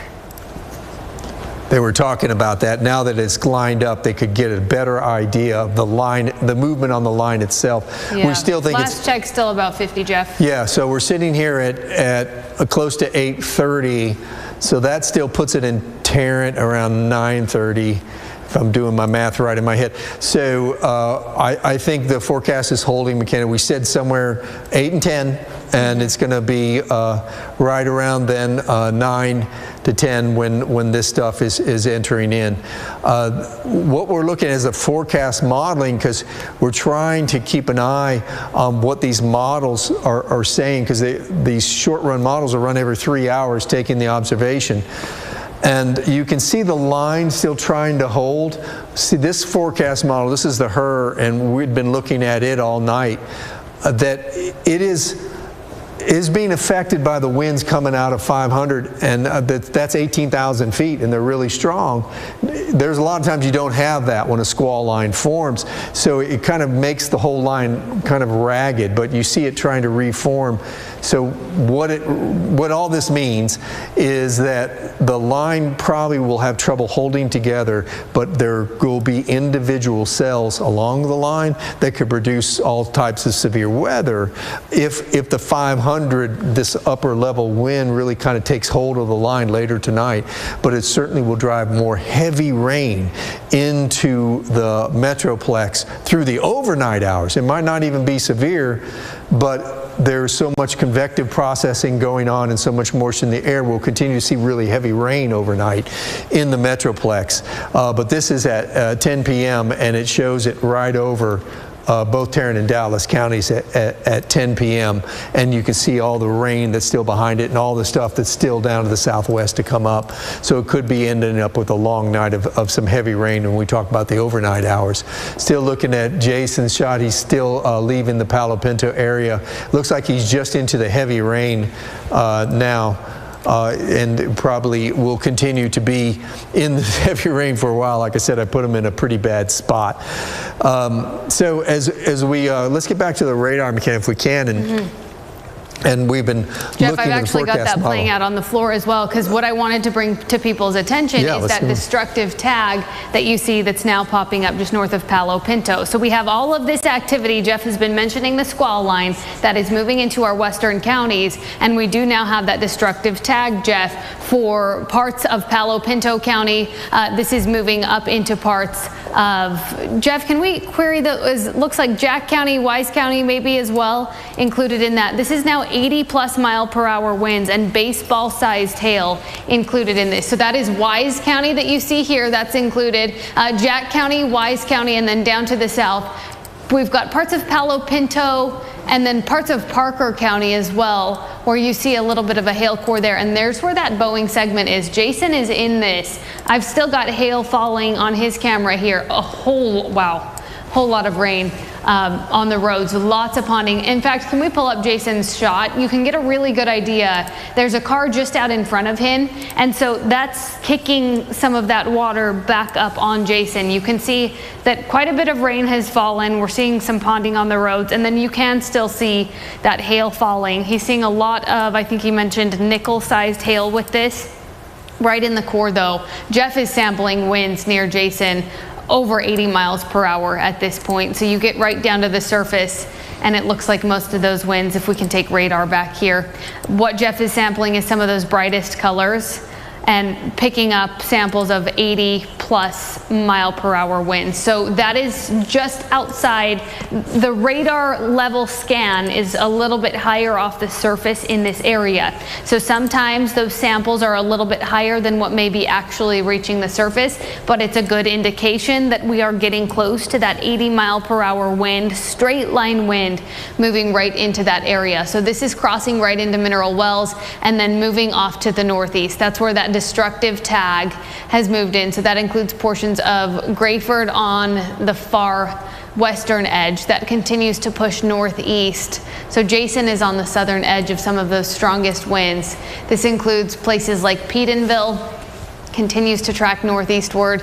That's right where Jason is, just outside of Mineral Wells, between Mineral Wells and Cool.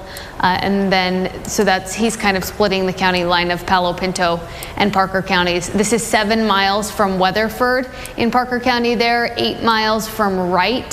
So this is on your doorstep right now. This gets in, you're probably starting to feel those early winds, but those strongest winds, upwards of 80+ miles per hour, are headed your way right with that Boeing segment. And then you can see that severe warned area with that destructive tag. That is when those winds get strong enough to do significant damage. That does include Wise County, so spots like Boonesville, Balzora, Runaway Bay, Rickles, and then here's where that line sits, right near Vineyard, Joplin, Gibtown. Those will all be spots to make sure you're taking shelter, staying in that safe spot. This is not tornadic warned, but these are still winds that can do just as much damage to, in fact, a much larger portion. Look at the hailstones bouncing off the road in this shot, Jeff. We're looking at some larger hailstones now on Jason's shot. It's a little spotty. There's a lot of rain in this, but you can see some of those very large hailstones. In fact, I think we've got Jason here. Jason, can you tell us about how big you think that hail is? Hey, McKenna, can you hear me? I can.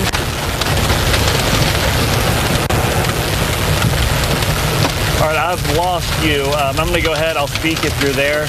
So I'm east of Mineral Wells right now, and as you can tell, just completely inundated with heavy, heavy rain. That hail is falling just at a rapid pace, and I cannot see absolutely anything. It is raining so hard. Roadways are completely flooded over. It's very, very, very difficult to drive on. Lots of hitting that rolling of water.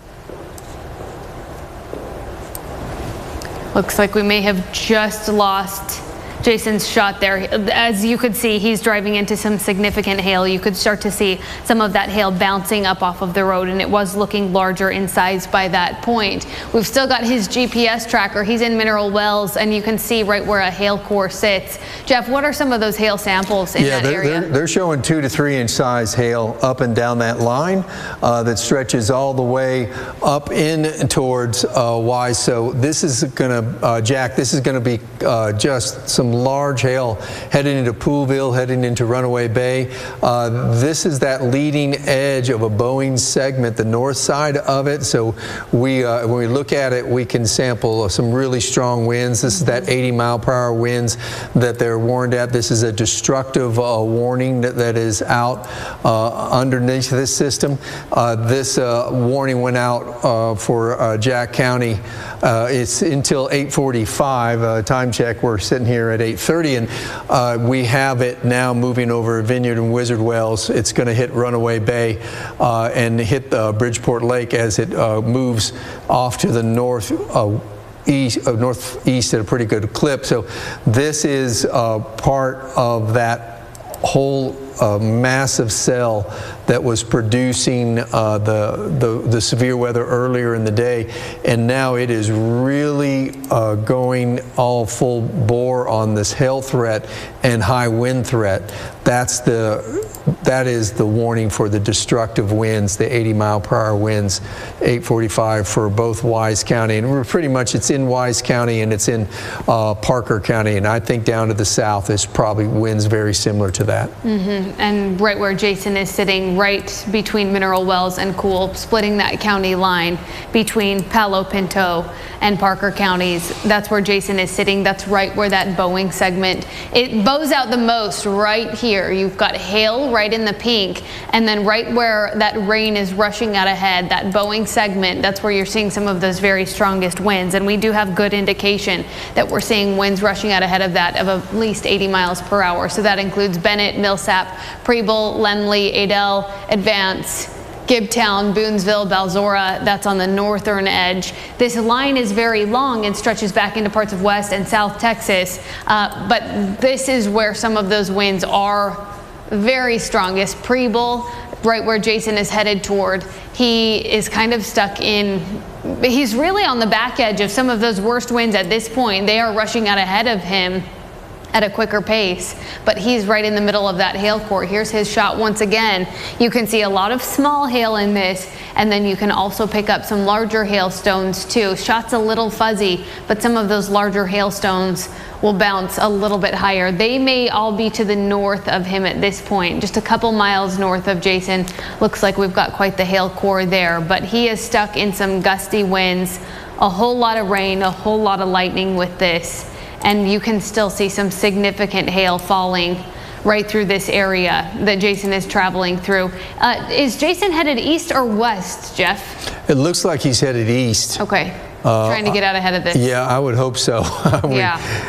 He's probably trying to head into Weatherford at this point. Again, he is just getting the smaller hail. The largest one is just to his north. So some of this stuff is getting blown into his location in the downdraft, and that's why you're seeing a lot of the smaller stuff. It kind of gets size sorted, but there are bigger stones that are falling to the north, headed up to Pedenville and Advance and Poolville and Gibtown and Perrin. You're all going to see this really large hail coming out of this storm that is producing right now just a lot of lightning, and just a lot of very strong winds have already kind of crossed your area, and you can see that coming, and the collapse of that old circulation is where that last of that hail is now falling. So this is probably going to be the big hail event for this line. The big Boeing segment will continue to produce really strong winds, and of course, wouldn't you know it, this is what's headed in towards in between Denton and Burleson. Across Tarrant County, from Justin Keller, Saginaw, Halton City. This is what's headed your way. It looks like as far as distance, you know, it's about 25 miles away.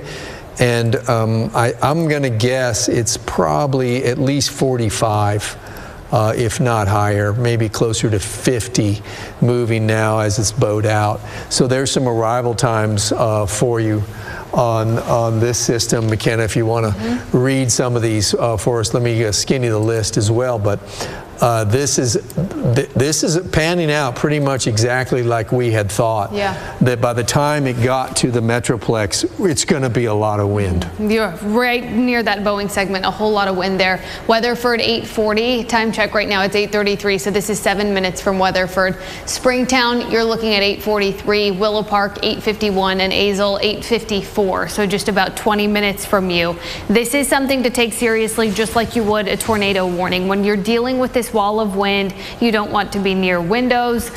You want to be in that sturdy building and away from those windows and exterior walls, because this wall of wind, as you can imagine, 80-mile-per-hour winds covering a wide area can do a heck of a lot of damage to areas as that moves through. On top of that, we have large hail with this. We have seen hail upwards of tennis ball and baseball sized hail right in that core. Jason was picking up a lot of the smaller hail, but that hail core where you can see that big cluster of lightning, that's where we've seen some of that largest hail.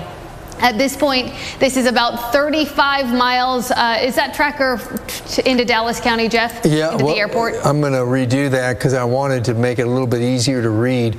But I'm going with 50, by the way.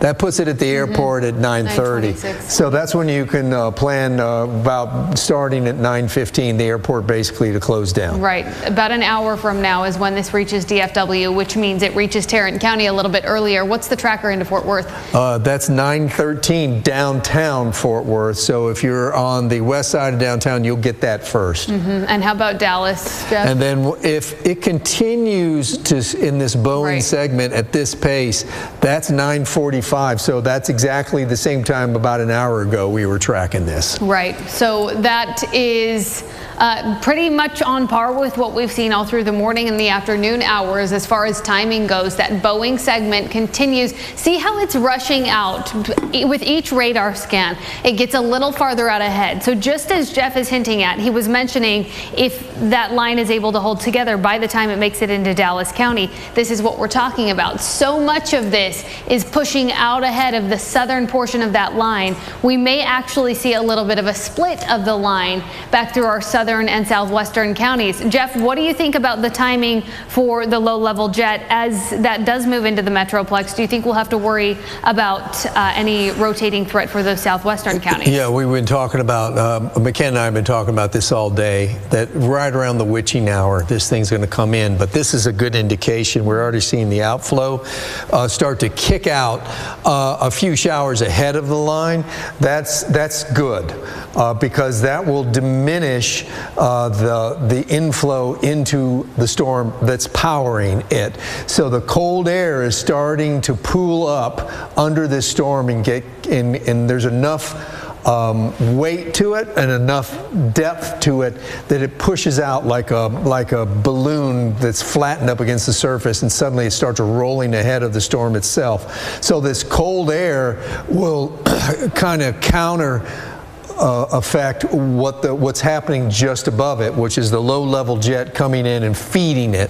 So it will feed it enough to keep the wind threat going, but it probably won't have a quick spin-up tornado threat as high as it would have been if we didn't have the clean edge. So it's not going away, McKenna. It's just less, because it's normally around now. It's normally between about 8 o'clock and 10 o'clock we will start seeing the tornado threat ratchet up a little bit from a low-level jet that develops in the evening, but it might time out right where it doesn't have a devastating effect to us. It just keeps the whole line going. Yeah, and as we've been talking, a lot of talk about that tornado threat, but of course you can still see just as much damage to a wider area with those straight line winds. That Boeing segment that you see here, of course we want to avoid tornadic activity, especially in those areas where people live, those higher population areas. You don't want to see that anywhere, but especially this, when you're dealing with this Boeing segment, think of how many miles this covers. As we take a look at that entire Boeing segment, that can do damage to a much wider portion of the area. Agnes, this is moving over you right now. Maxwell Crossing, this arrives in 1 minute. Allison, 2 minutes out. Greenwood, 2 minutes out. Dennis, 8:41. Time now is 8:38. Bridgeport 841, Weatherford 844. That's where Jason is headed. Springtown 846, Decatur we're looking at 853, Willow Park 856, and Azle you're looking at 858. So in 20 minutes this arrives in Azle. Jason McLaughlin is traveling along 20 and it looks like he is headed. Has he reached Weatherford yet, Jeff? It looks like he's close. Traveling along 20. Okay, he's right moving into Weatherford at this point. So he's going to be just out ahead of those really strong winds. Yeah, it's been really hard for him to stay ahead of this storm. Yeah, it's tracking at about 50 miles per hour. It's hard to drive that quickly. When you want to take those safety precautions, you're dealing with this much rain and he's traveling through the hail. In fact, if we can pull his shot back up, you can still see that small hail bouncing off the road there. He is not in the hail core. It is just to the north of him. Jason, do we still have you on the line here? Can you give us an idea of how things look out there? Hey McKenna, I finally got out ahead of the heavier precipitation and a lot of hail that was falling back towards Mineral Wells and just behind me. Hail never really got any bigger than marble size at the most, but it was coming down at a really good clip. So far, at least, those winds that have been sampled in my location here on 180 between Mineral Wells and Weatherford, they have not really made it down to the surface, translated down that far. I've probably only had 20 to 25 mile per hour wind gust here along 180 at least. I think the brunt of that wind and that hail probably passed just north of me. And Jason, as far as the hail goes, I know you mentioned you've been driving through a lot of hail. Still generally nickel-sized at the most through your area? Yes, McKenna. There was a whole lot of marble size, penny to nickel size, but it never really got any bigger than that. So thankfully the winds weren't really driving it in my location either. So I think, Mineral Wells at least escaped the brunt of that as that larger hail and stronger winds passed, further north towards the Tarant, Pullville, and into Wise County now. Yeah, and it looks like some of those strongest winds at this point are just to the north of you, thankfully, up through parts of Springtown. When you were driving through a little bit earlier, there was a car just in front of you kicking up quite a lot of water. Have you seen a lot of ponding on the roads or not so much? I did 180 there, from Mineral Wells to Cole and just west of me where that heavier rain has fallen was really just covered with a lot of rain, a lot of ponding on the roadways. Visibility dropped down, was very low, it was very hard to see, and it was very hard to really go any more than 20 to 30 miles per hour, especially, when I came up on other cars that were in front of me kicking up, more rain off the roadways. Yeah, so you can imagine that makes it a lot harder for Jason to get out ahead of this because we're talking a line that's moving eastward at 50 miles per hour. Jason's mentioning there when it's raining hard enough, you've got that hail falling and limiting that visibility. He can only go 20 to 30 miles per hour, so that storm line is moving at double the pace of him. But you can still see a lot of the windshield on Jason's camera there. Thank you, Jason. We'll continue to check in with you periodically as he travels into Weatherford. We're seeing new storms forming too. Seeing new storms forming, yeah, just out ahead of this line, Jason. Oh, sorry, yeah, sorry about that. Yeah, I moved through the clearing just out ahead of it, right behind the outflow, and I'm getting new precipitation that's forming in front of me. Yeah. Kind of with an easterly wind, which tells me it's stuff that's reforming out ahead of that outflow boundary. Yeah, we've got Jeff circling that. If we can take a look back at the radar at this point, so. As Jeff and I were talking, that HER model, that's one of our short range, one of the models that allows some of that convection. We get that once we get 24 and then 18 hours out, that gets a little bit more clear. That's what that was picking up on, was all of this activity starting to develop out ahead of this line, which may work in our favor because what that does is it works over the atmosphere just before the line arrives. That may help to break up the line a little bit, and it starts to create more of a messy pattern as opposed to that distinguished line. And we'll watch that. That's as it tracks closer to the Metroplex, so into Tarrant County and eventually by the time it reaches Dallas County. So we threw that tracker on a minute ago. By the time it reaches DFW Airport, it's just under an hour out from now. But you can see that line is starting to it's not quite as together as it was, Jeff. No, it's starting to get a little ragged. So it's one of those good news, bad news things. I mean, the good news is that when you have a nice clean line, those are the strongest winds. The bad news is if we get a corridor punched through any of this line, if they get so ragged that we can get some of this still clean air coming in from the southeast break into these cells, then these individual cells will get a little extra boost to get some rotation going. So that's one of the things we fear about, is breaks in the line. Jeff, we're going to take a break on the stream here just for a couple of minutes while we do a cut-in on Channel 11. So we will be back on the stream. We're just going to give that update on linear, on live television here just for a couple of minutes. We will be back on the stream, so stay with us here while we briefly give that update over there.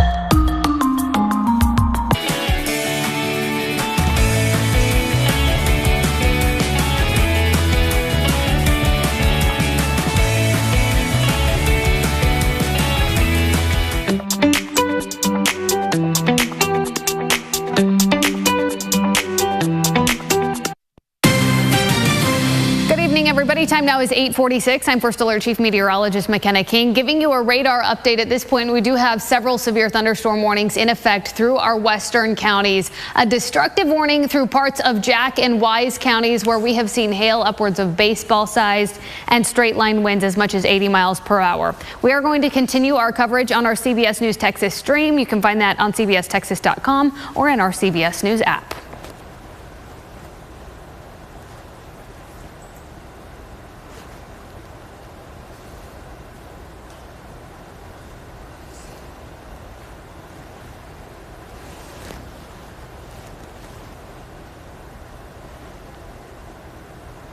All right, welcome back, everybody who's joining us on the stream here. We are still watching closely this wide area of coverage for severe thunderstorm warnings that does stretch warning-wise as far south as Granbury up through Mineral Wells, which is where our storm chaser Jason McLaughlin is. What you see in the red shadowing there, that is a severe thunderstorm watch that is in effect for the North Texas Metroplex until 2 o'clock in the morning.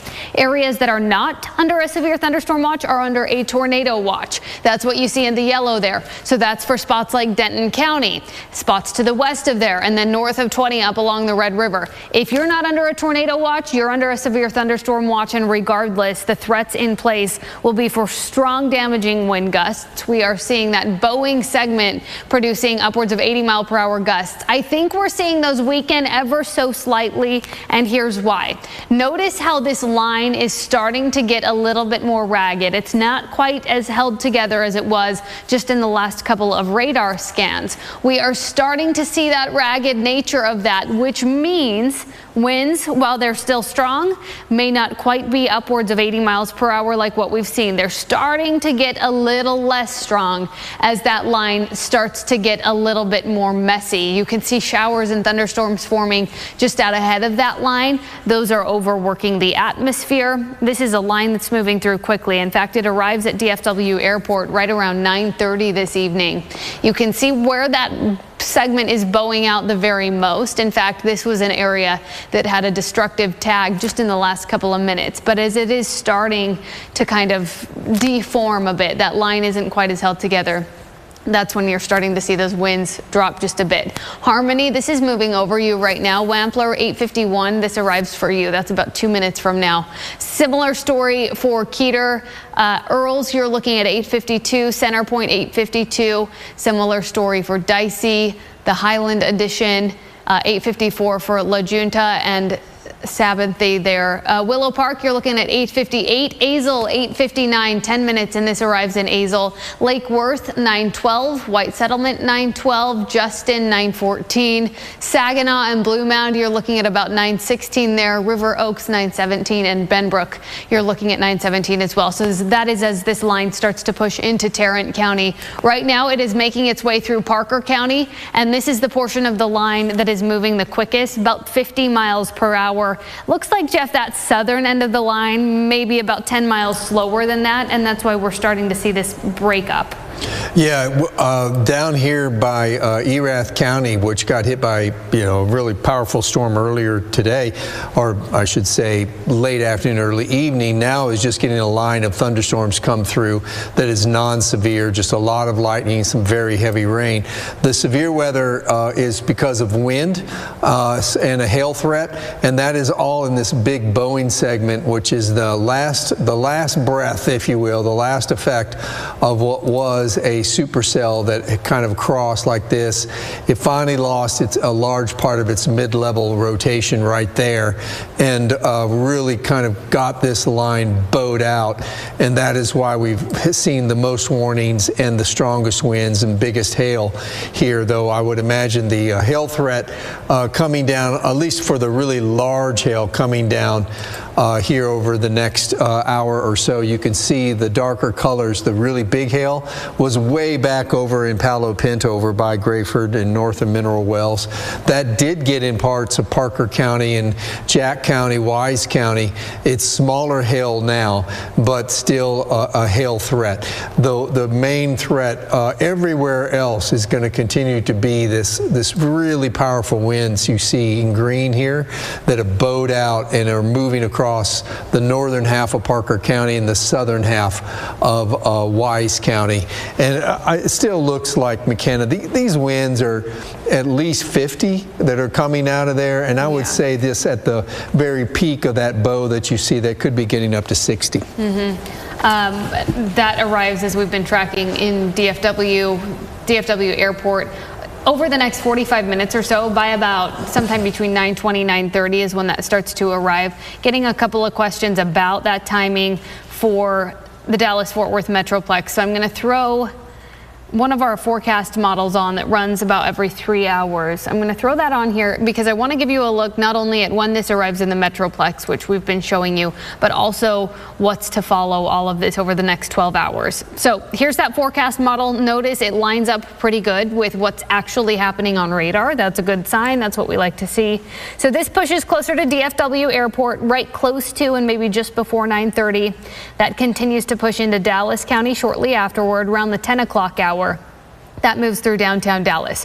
Notice by the time this pushes into downtown Dallas, the line is starting to kind of disconnect from what's down on the southern edge and what is moving through the Metroplex. This does still carry a wind and a hail threat, but think we're losing daytime heating at this point. This is several hours after sunset, so it starts to lose some of that energy as it makes its way through Dallas County. That will continue its eastward progression as we get into those early overnight hours, and notice we've still got some strong storms moving through the Metroplex as we get after midnight, and then those continue in our southern and southeastern counties. So this is going to stick around for several hours. It may still be fairly loud as you head to bed this evening. By this point, we're at 3 a.m. tomorrow morning, and most of our western counties are seeing drier conditions by that point. But this just sits over the Metroplex and our southeastern and eastern counties and goes through in waves as we get through the morning drive. So while the bulk of our severe weather threats for those strong damaging wind gusts and that large hail is for this evening and the early overnight hours, that flood threat will linger into those morning hours as waves of rain move through and over very soggy soil. This line currently is advancing fairly quickly, but it gets into the Metroplex and we think it stalls to a point right over the Metroplex and our southeastern counties. That is until we get into tomorrow afternoon, when the cold front finally gets here and gets it all out of here. But that's not going to be until tomorrow afternoon. So for those folks asking if once this line gets through, is it all over? Not so much. Might be the case for our western counties, but as you can see, this just sits over the Metroplex into those early overnight hours. And while the storms may be getting less strong, they are still moving over the Metroplex in waves and moving through our southeastern counties, which is where the main severe threat will lie as we head into tomorrow. In fact, I'll pull up the Storm Prediction Center outlook for tomorrow, and you'll see where that threat is the highest. That's for spots like Palestine, areas where you see that level 2, that yellow, just outside of Canton. Canton and Waco are under that level 1 threat for tomorrow. I'll take a look back over at radar here. It does look like we have a new severe thunderstorm warning coming for portions of Wise. Now Denton and Cook counties are included in this new warning. It does not look like it has been issued. Okay, there it is. So this one, not quite as strong as what we were seeing a little bit earlier. So that is good news. Winds now down to about 65 miles per hour with that. That is going to pop up here just in a second, and you'll see it for parts of Denton, parts of Wise, parts of Cook and Montague counties as well. And that's going to be for hail upwards of quarter sized. That's also going to be for winds at about 65 miles per hour. So that's another spot that we will look at over the next 10 o'clock, so about an hour as that moves into those areas. This is just one of several severe thunderstorm warnings we still have active. We've got that big one through Parker County, and that continues south into Hood County. Granbury really hasn't seen, you're just seeing the light rain and the light winds so far. And while winds are not as strong as they were, we were dealing with 80-mile-per-hour winds moving through parts of Parker County. Those are starting to drop a bit as this line is starting to get a little bit more ragged, but right in that Boeing segment moving through Decatur, Paradise, Boyd, Springtown, Azle, we do still have some fairly strong winds there. This arrives in Center Point and Eagle Acres right now. Peden, Herman, that's moving over you. Newark Beach, you're looking at 8:58, so about 2 minutes from now. Same story for Aurora. And then pushes in toward Lake Forest about 8:59. Arrives in Denton about 9:25 this evening. So that's just about half an hour from now when that Boeing segment starts to push in toward Denton. Now, Denton is one of those spots that is still under a tornado watch. Really, our counties west of 35 is where that tornado watch is in effect, and then counties east of it is where the severe thunderstorm watch is in effect. Because as we get closer to the evening and overnight hours, we do have the loss of some of that daytime heating. We'll still watch for all threats. We have seen all hazards this evening, but that is what we're seeing right now moving through Parker, Jack, Wise, Cook, Montague counties. Again, that newly issued warning in that area. And then it looks like the warning now extends into Tarrant County. Jeff, that's going to pop up here in just a second, where we've got winds 65 miles per hour. So that is a decrease from what we have seen. That's that same Boeing segment where we were seeing winds upwards of 80 miles per hour right in this area just about 20-30 minutes ago, where we saw those peak winds at about 80 miles per hour. Those are now down to about 65. Jason McLaughlin is sitting right near Annetta, if we can pull his shot up, and you can see he's picking up that hail once again. Jason, looks like you're moving along 20, still traveling eastward just north of Annetta. I'm seeing small hail in your shot. Is the wind blowing pretty hard in that area? Yeah, McKenna, I'm not getting much in the way of wind right now, but the wind has trying to kind of transition back out of the south, oddly. I think this line's trying to catch up with that outflow a little bit that we had earlier. So I've got a few little small pieces of pea-sized hail falling, but this is predominantly just rain falling right now. And it does look like he's got some heavy rain in there. In that shot. So again, Jason is traveling along 20. Looks like the bulk of the stronger winds are just north of Jason near Azle, but those winds are getting lighter than what we saw just about 20 minutes ago when we were sampling those winds upwards of 80 miles per hour. So that is a good sign. We do still have some of those peak gusts possible in that 60 to 65 mile per hour range as this moves into Tarrant County. You'll now see, if you live in Tarrant County, you're likely starting to see those alerts now under a severe thunderstorm warning. While you're just dealing with light rain right now, the heavy rain, the frequent lightning, it's all on the way. So this is your heads up to make sure you're taking shelter, make sure you're staying indoors. You maybe have a couple of minutes quickly if you've got a garage and you want to move your vehicle to it. This is your heads up for that. At this point, that hail is down a bit to quarter size, so that is still severe sized hail, but that is down quite a bit from what it was as you saw that move over Grayford, Mineral Wells, just between the two, where we were looking at tennis ball and even baseball sized hail, nearly 3 inches in diameter. That is big hail that is now down, and the reason for that is as this line continues to advance eastward, there's a couple of things working against it. You notice a weakening trend because it loses that daytime heating element. We are now beyond sunset. That's where it gets some of that energy. But just look at how ragged that line is getting, Jeff. You can see the hail core isn't quite as wide. It's much more pockety at this point, and that line really is starting to kind of spread itself out. Yeah, so far, a lot of good news. Just in the last 30 minutes as the line approached, it is behaving as we suspected. It would get a little ragged. When you get so much rain going on back behind this storm, it starts to cool the air. And now think of a water balloon that's half filled and you drop it on the ground. And what does it do? It widens out. So this cold air starts going in all directions.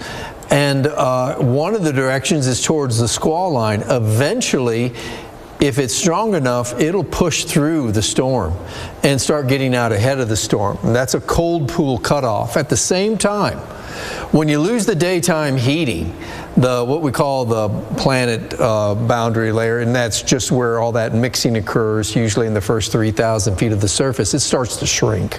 It starts to lose its height because you don't have the daytime heating.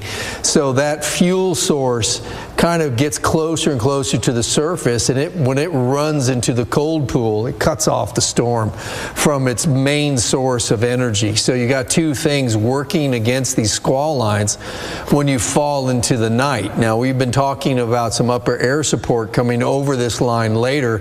It doesn't look like that's arrived yet. It looks like it's just the cold air and the loss of the source coming in from the southeast feeding it.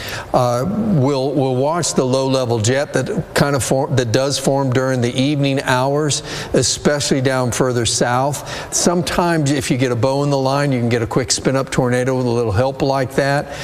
The other thing we watch for, especially now down south, is any kind of break in the line to form, and the air, what's left of that ingest from the southeast, kind of get into a cell, an individual cell there. But you can see where the main concern is, where the warnings are, and that is where the Boeing segment has come out and producing, what the threat is on in the warning itself is a threat for 65 mile per hour winds, which would do a lot of damage. So we have a warning out for Tarrant to 10 p.m., a warning out to Dent County till 10 p.m. as you watch this line with all its lightning and those gusty winds producing all that sound coming towards your house from the west.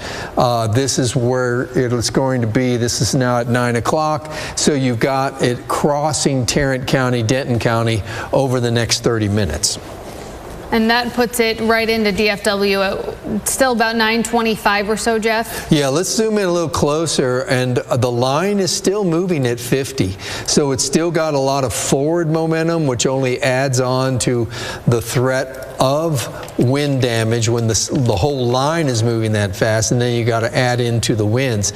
So that's downtown Fort Worth at 9:20, so in about 17 minutes. That's in Irving by 9:43, and now the latest information puts it in downtown Dallas at 9:53. There is a hockey game tonight, so that's kind of towards the end there when people are getting out. So we might have it hitting just at the wrong time there, but we continue to see some rain ahead of it.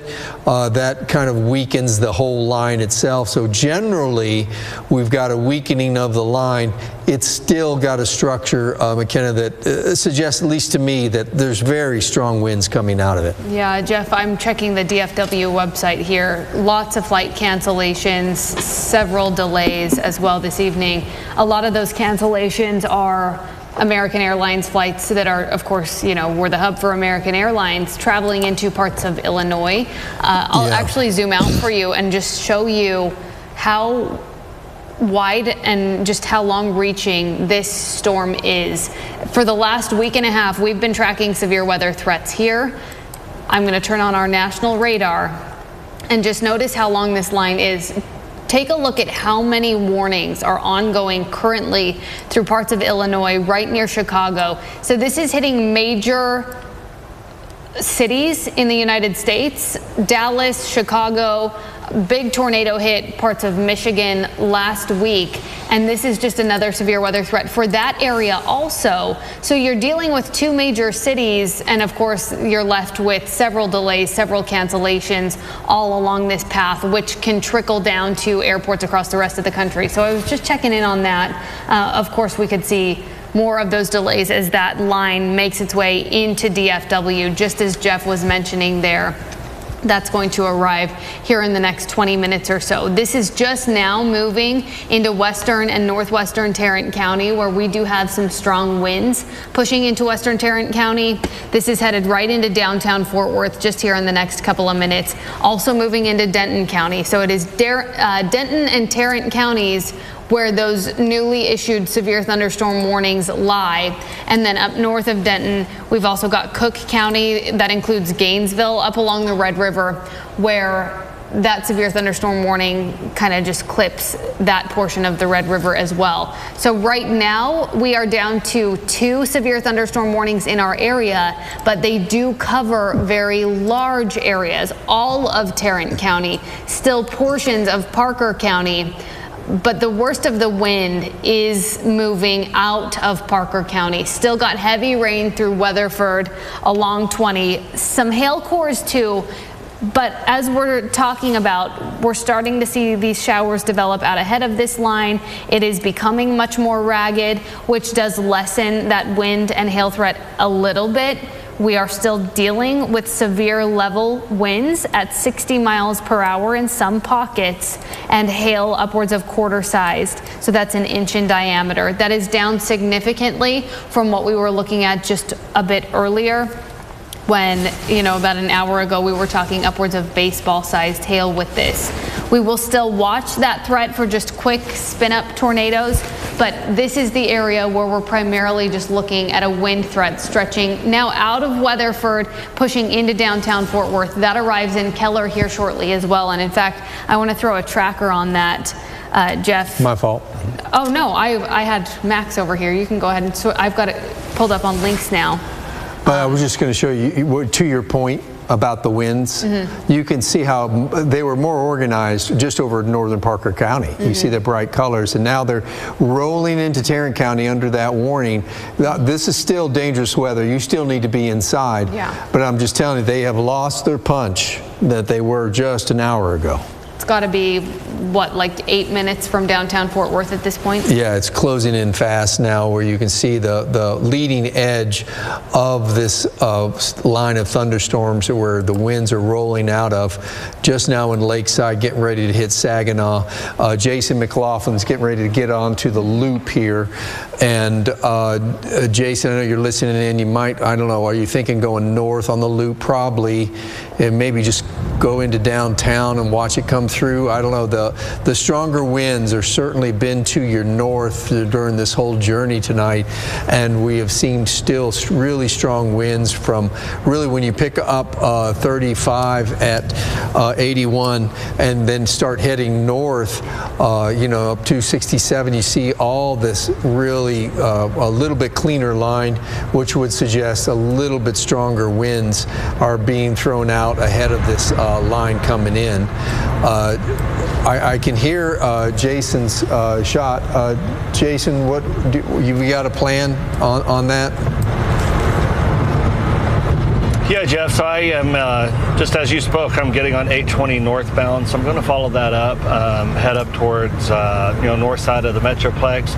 A little bit more in the way of wind, and, you know, some hail has been just north of my location really throughout this last hour or so, hour and a half, thankfully.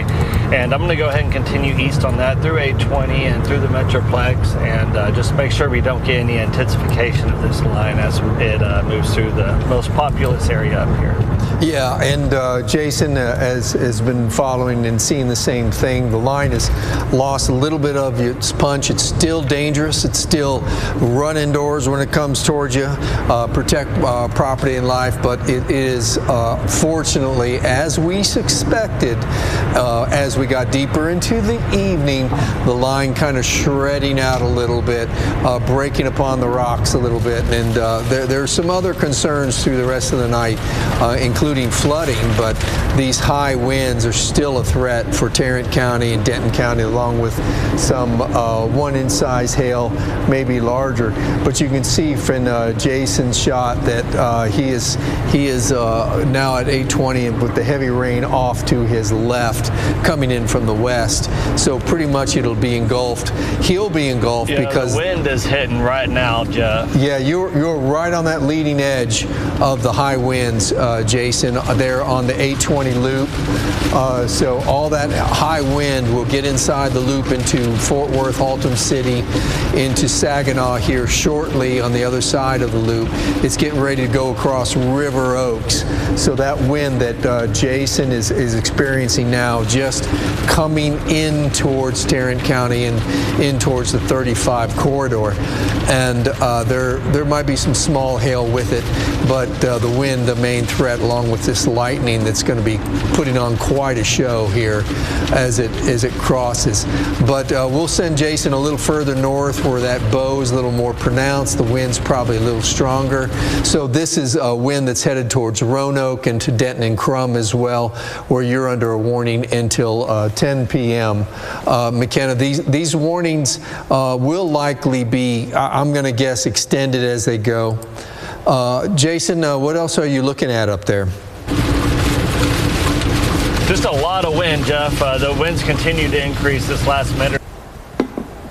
Gust out of the west, probably 35 to 40 miles per hour right now. A lot of just general debris keeps blowing across the roadways, you know, just from the city streets and whatnot.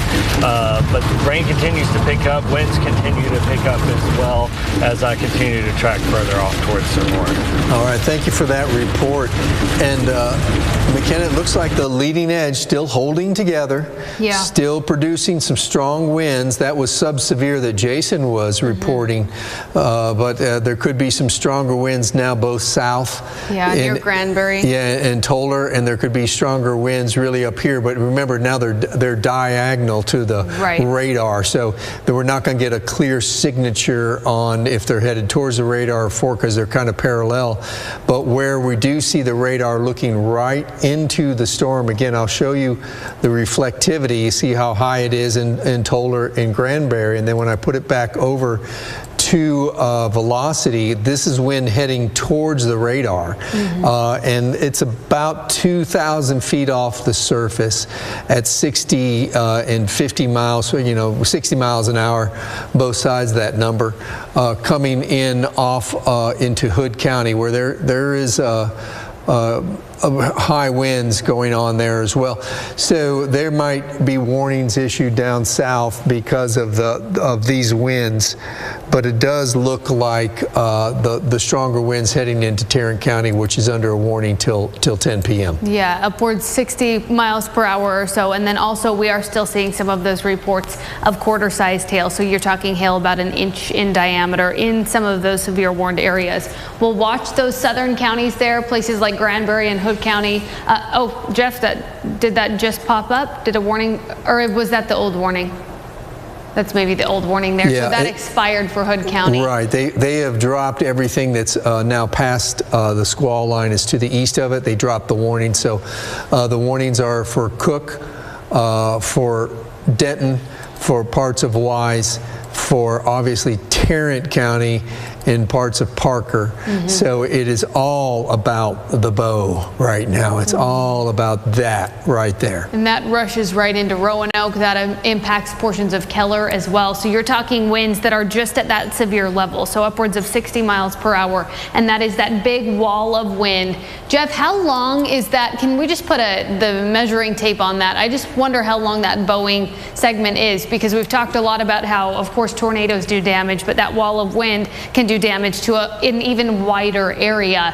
That bowing segment is 66 miles long. That's just that area that's bowing out the most. So you're talking that wall of wind upwards of 60 miles per hour in those severe warned areas, 60 miles worth, traveling at 60 miles per hour, and just that push of strong winds. Jason's driving through some of that. And then the southern edge, it's not bowing out quite as much. You have bowing segments south of here, just south of Stephenville, down toward Hamilton and parts of Comanche. Winds are still pretty strong there. Looks like they may just be below that severe level, but we were sampling some very strong winds in that area. So we'll watch that southern flank of the line to see if any new warnings are issued for that area. But wide view, what we've got going on is that line of storms that stretches back toward Brady, Texas, down south of Abilene, that stretches up into our western counties at this point, now moving into Tarrant County. Just in a short time here, about 10 minutes from now, this arrives at DFW Airport, where we've already got delays and cancellations for flights at DFW. Expect more of those to come as this line moves right into DFW. I imagine a lot of flights are grounded at this point for that reason, because this is just a short distance, 9:37 now, as that line has maybe slowed down just a little bit. It was traveling at about 50 miles per hour, maybe tracking more like 40 at this point as that line starts to get a bit more ragged. We have picked up some decent rain totals with this, Jeff. Yeah, they're going to issue, I think they're going to issue some type of flood advisory or something as this line is slowed down, because it's really going to start piling up the rain. You can see the rain rate is really high still over parts of Parker County and at least into the northwest parts of Tarrant County. And with it slowing down like that, McKenna, we could end up real quickly with some flash flooding. Yeah. So we'll see what they do here with that problem. They were just mentioning that the strongest winds, the leading edge, getting over Alliance here with a little bit of a hail core as well. So it's really going to start slowing things down over Tarrant County and Wise County. Hopefully we gave everybody enough of a heads up that they're at home now and off the roads. But, you know, when you got an area of 8 million people the size of Connecticut, you take a look at Jason's shot, look how many people are still on the road. Totally. You're bound to have some people out there maybe traveling home from work. Maybe it's a long commute home because the weather's starting to shift. but it is looking pretty ugly through parts of western Tarrant County in the way of those winds, upwards of 60 miles per hour. And Jeff was mentioning some of those flood advisories. Those are being issued for spots like Comanche, up into even portions of Parker counties, so not that far off. And as this line moves in, just as we've been talking about, we expect the dry line to push all of this into the Metroplex, and then it sits here because we need something to push it out. And that doesn't arrive till tomorrow afternoon, when the cold front finally makes its way in and clears our air out, starts to shift our flow more northwesterly. So by that point tomorrow afternoon, the severe weather threat will shift into these areas down to the southeast and east of the Metroplex. Till then, we're going to be left with this line that moves in first and then rounds of rain that move through the North Texas Metroplex during the overnight hours. Could leave some impacts for that morning commute. So when you're talking areas that see the training rain, that's when that flood threat is elevated. Right now it's that wind and hail threat, but as that line slows down and starts to sit over those areas, that's when you see that enhanced flood threat. That aerial flood advisory is in effect. That stretches from Parker County. This is a big advisory, Jeff. That's down into Hood County. The whole line, basically. Erath. Yeah, the entire line. And just as we've seen, it is slowing down because notice the Boeing segment is up into Tarrant County. This is sucked back in right near Granbury. We were seeing some of those strong winds in Granbury. It's been sitting in Granbury for the last several radar scans. That wasn't the case as we were looking at this just half an hour ago. This was moving at 50 miles per hour. It was moving at highway speeds. And now it's starting to slow down there. You're taking a look at a shot in Lake Worth. Is this Yulee or Jason? Oh, this is Amelia and Yulee that are out in Lake Worth. Amelia and Ed. Thanks, Amelia and Ed. Traveling in Lake Worth. We've got a lot of people out there. That's great. We have a whole lot of rain on the roads. This is, once again, traveling right through Lake Worth. Heavy rain on the highways there. Where, Carter, what highway are they on right now? We're trying to get that information for you, but you can see just how slowly people are traveling. Visibility is down because you're dealing with the heavy rain. Most of this at this point through Lake Worth is going to be rain, and 820 and Highway 199 in Lake Worth. So again, most of this is rain at this point, heavy rain. Some gusty winds too, but I'm not seeing much in the way of hail at this point through this area, Jeff. No, in fact, I'll put up hail path, and you can see that there's been some small hail over parts of northern Parker County that got over into Lake Worth and Eagle Mountain, but it is really having trouble putting out anything of size. There is also small hail being reported up towards Wise County with all this. That is very heavy rain, a lot of lightning, and the wind still being the main threat here with this storm. It will continue to roll over Denton and Parker County, probably in northern parts of Tarrant County.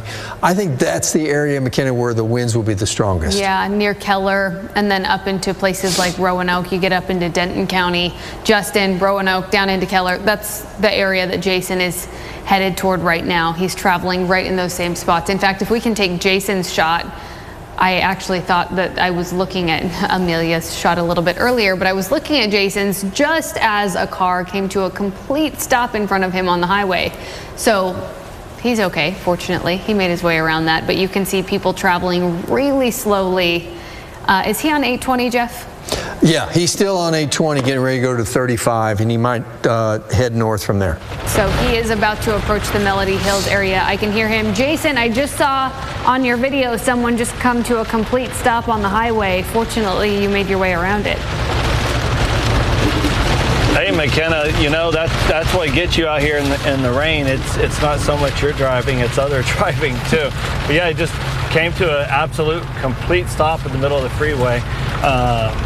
So we're getting the wind. I'm kind of almost back towards the front of this line now as I continue eastbound. I'm approaching I-35 here at 820 East. I'm going to go ahead and go east a little bit further on this. Try to get out ahead of this, initial front of the line, just in case we start to get some strengthening here, and at least gets me in a better position to, reevaluate the areas of heaviest rainfall so I can head back into those as the night goes on.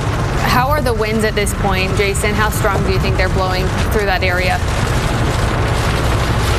You know, the maximum wind gust I probably had was probably 35, maybe 40 miles per hour this last 30 minutes or so. The biggest thing is there's a whole lot of rain that's coming down with these storms. We've been talking, when Jason, about how we think it's starting. There's not really a whole lot in the way of... Oh, sorry, I didn't mean to cut you off there, Jason. We've just been talking about how this line is starting to slow down, and I imagine you're starting to see that as that heavy rain falls and kind of trains. You know, behind me, yes, for sure. And I can tell it is because I've been able to, I'm almost out ahead of it now, it appears. So the rain's really let up. It looks like it hasn't really fallen here much. So it is letting me get out ahead of it, which is allowing me to see kind of the blowing dust that's up in the air still from that initial gust of those heavier winds that had occurred. So Jason is now getting onto 35 there. Jason, the heavy rain is just approaching you, so just a couple of minutes before it is settling in right out over you. Probably haven't seen hail in quite some time either. I haven't, McKenna. As I continue here on 121 eastbound, 820 eastbound, I'm going to go ahead and continue east. Haven't really had anything in the way of hail in the last maybe 45 minutes or so. Even the amount of lightning visually has came down quite a bit, which kind of tells us that we're kind of getting a little bit of loss of energy. Yeah, we're losing that daytime heating element. We're now several hours beyond sunset, and we can see it on the radar too. As we take a look at that, you'll see right where Jason is. He is traveling off to the east, and it's most likely that what we're seeing is those winds are starting to drop below severe criteria at 60 miles per hour. Doesn't mean these aren't strong storms, they are, but we're seeing a lot less lightning with this. Azle still getting hit pretty hard with that heavy rain. This is headed right into Saginaw and just approaching downtown Fort Worth as well, which means it's just a couple of minutes before that arrives at DFW Airport. This is moving into Keller, likely starting to feel those gusty winds in Keller. I don't know that they're severe level at this point because we're starting to see that line that was really bowing outward. Notice how it's starting to flatten up a little bit. So those heavy rains are starting to come in and close in on Jason there. He's traveling eastward on 820, moving through Saginaw into Watauga. That line is not bowing nearly as much as it was just in the last couple of scans. So at this point, as that line slows down, the southern flank of that line starts to catch up with it, and then it doesn't have quite as much forward momentum as it did earlier. Earlier, that forward momentum was coming from the dry line that was advancing through West Texas. We saw those warnings popping up first during our 5 o'clock shows when we had a couple of tornado warnings back through portions of Callahan County, and then that stretched into portions of our area as well. So those are things that'll be evaluated in the days to come, whether tornadoes hit the ground, but then we had the 80-mile-per-hour winds that followed. Now at this point, that dry line has slowed down.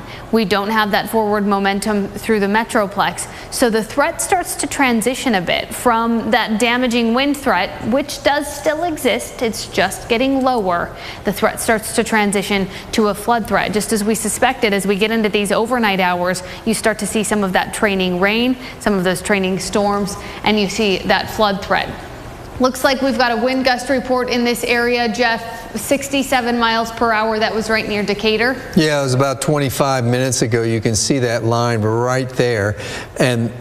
And they were getting reports now over into parts of Cook County of winds closer to 70. So I think this northern part of the line is still producing some strong winds, McKenna. And we are getting reports in Wise County, Jeff, of trees down of north of Paradise on County Road 3250 north of Chico on Highway 101. So that matches up. That's in the same general area where we're getting that report of near 70-mile-per-hour winds.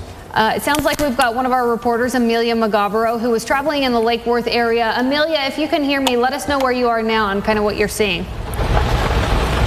Yeah, McKenna, we're on Highway 820 right now, actually heading toward 820, currently on Highway 119 in Lake Worth. And you can see all of this heavy rain that's coming down. This has been the case for about 10 minutes or so. And just to walk you through this, we actually saw that heavy wind, that gust of wind that you guys were talking about earlier in the evening. And we felt that here in Lake Worth. As a matter of fact, photojournalist Ed Lauder said that he was outside pumping gas and it almost knocked him off his feet. The wind was so strong here. So we're definitely seeing the aftermath of that with all this heavy rain, all this wind. And so I'm going to go back to our camera so you can see what we're seeing. A lot of puddling in the roads right now, especially these non-major highways. You can see a lot of pooling and puddling. So we're definitely seeing some flooding in nature in terms of just this heavy rain just accumulating in this area right now. McKenna? So Amelia, you mentioned she got hit by that wall of wind just a couple of minutes ago. Amelia, you're in the heavy rain. Have you seen any hail at this point? We think for the most part that's kind of wrapped itself up. No, we have not seen any hail right now in this North Fort Worth area, so that's the good news, but just a lot of heavy rain, and where we're at right now, we can see a lot of kind of potential flooding already starting to form. Yeah, and you can see in Amelia's shot there, too, people traveling very slowly on the roads, as you would imagine.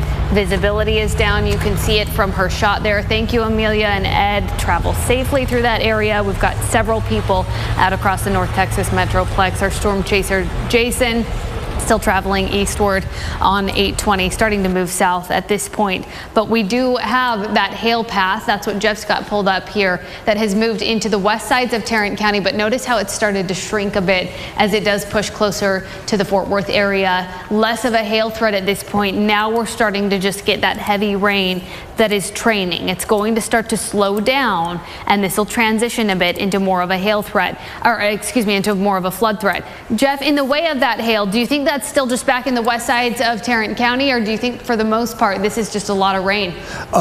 There probably is some very small hail still being held up in these updrafts, but the hail-making machine is kind of turned off at this point. We still got some very heavy rain that'll be gushing out for a while, and that becomes the wind and the flooding threat here across the Metroplex for this evening. It looks like we're hearing reports from emergency managers in city of Roanoke. They're picking up gusts around 30 miles per hour. So this is where that line was bowing out a little bit more. That's an indication, just as we're talking about, that this bowing segment is starting to weaken a little bit. So many things are working against it now. We're losing that daytime heating element, so we're losing some of that energy. And we're also losing some of the lift that we had working in our favor just a bit earlier. That was the dry line that was advancing quickly from west to east. We watched as the cap broke across North Texas earlier during our 5 o'clock shows and onward. We've been on the stream. The rest of the evening, we have those tornado warnings, those severe thunderstorm warnings. This is now a wind threat and then transitioning into more of a flooding threat as this line slows down. You notice just in the last few radar scans how long it is sitting in Tarrant County. It hasn't even made it into the southeast sides of Tarrant County, and that is because it is losing some of that forward momentum. So we'll have to watch closely that flood threat. My backyard's still muddy from last week, and so we've seen heavy rain through this area. The soil's soggy. It's not going to be real receptive to a lot of rain, especially in those urban areas, those flood-prone areas. 93 miles is how wide this rain activity is. So that extends from Tarrant County back through Stevens County. That is still to come. And it doesn't move through as quick as it was moving earlier. Earlier, it was traveling at highway speeds at 50 miles per hour. Now this is moving a lot slower as that advances eastward. And it does look like most of those severe thunderstorm warnings that are still in effect, no longer a hail threat, just as Jeff was touching on. These are now a wind threat, and then we will watch for that flood threat the next several hours this evening. Let's take a look. We've got those severe thunderstorm warnings still in effect for Fort Worth. That is for Tarrant County. That's in effect till 10 o'clock tonight. Jeff, I wouldn't be surprised to see those expire right at 10 o'clock before these push into Dallas, unless we can see something kind of give that some more steam. Most of our elements are working against this line at this point. And look, we're getting reports of winds more like 40. Yeah. And that's what Jason McLaughlin was reporting as well. It was entering Tarrant County. So we might not get those warnings extended into Dallas or Collin. As threatening as all this looks, I mean, it's going to be some very heavy rain. And as we'd been telling you for days heading into the event, that overnight this was going to be a flooding threat. So you're still going to see a lot of lightning and some gusty winds in with some heavy rain, which makes travel ill-advised. And that is going to be the story, I think, for Dallas and Collin County, for Allen, Plano, and Richardson. It's just going to be difficult to travel here when this line comes through, but it might not be severe. Yeah. So winds are starting to die down a bit. We have a cut-in coming up in just about 30 seconds. This is going to be on channel 11 here. We're going to hop over there. We're going to come down just for a couple of minutes so we can make those final preps for our 10 o'clock show. As this line does start to weaken, we will still bring you those frequent updates, but we're going to head over to channel 11 for this quick update here.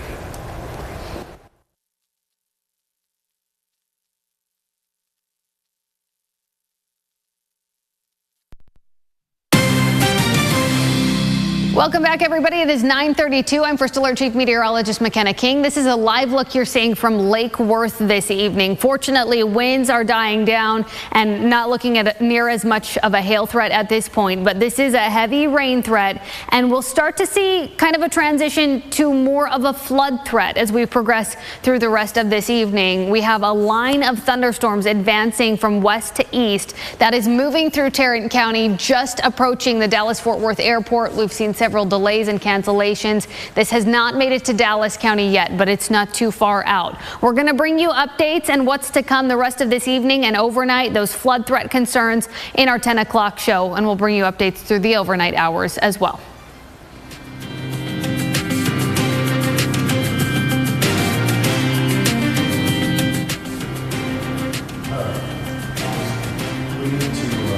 It looks like we're still on the stream here. We're going to probably leave you here so we can just come make our final preps for our 10 o'clock show here. We do still have a couple of severe thunderstorm warnings in effect for Tarrant and Denton counties. That's till 10 o'clock. Winds are dying down, starting to drop below that severe level. It is still gusty out there. This does still pose a problem. You don't want to be outside in this, but we are starting to see a transition to more of a flood threat as this sits over the Metroplex. So we're going to hop off of our CBS Texas stream here, and we're going to make those final preps for our 10 o'clock show.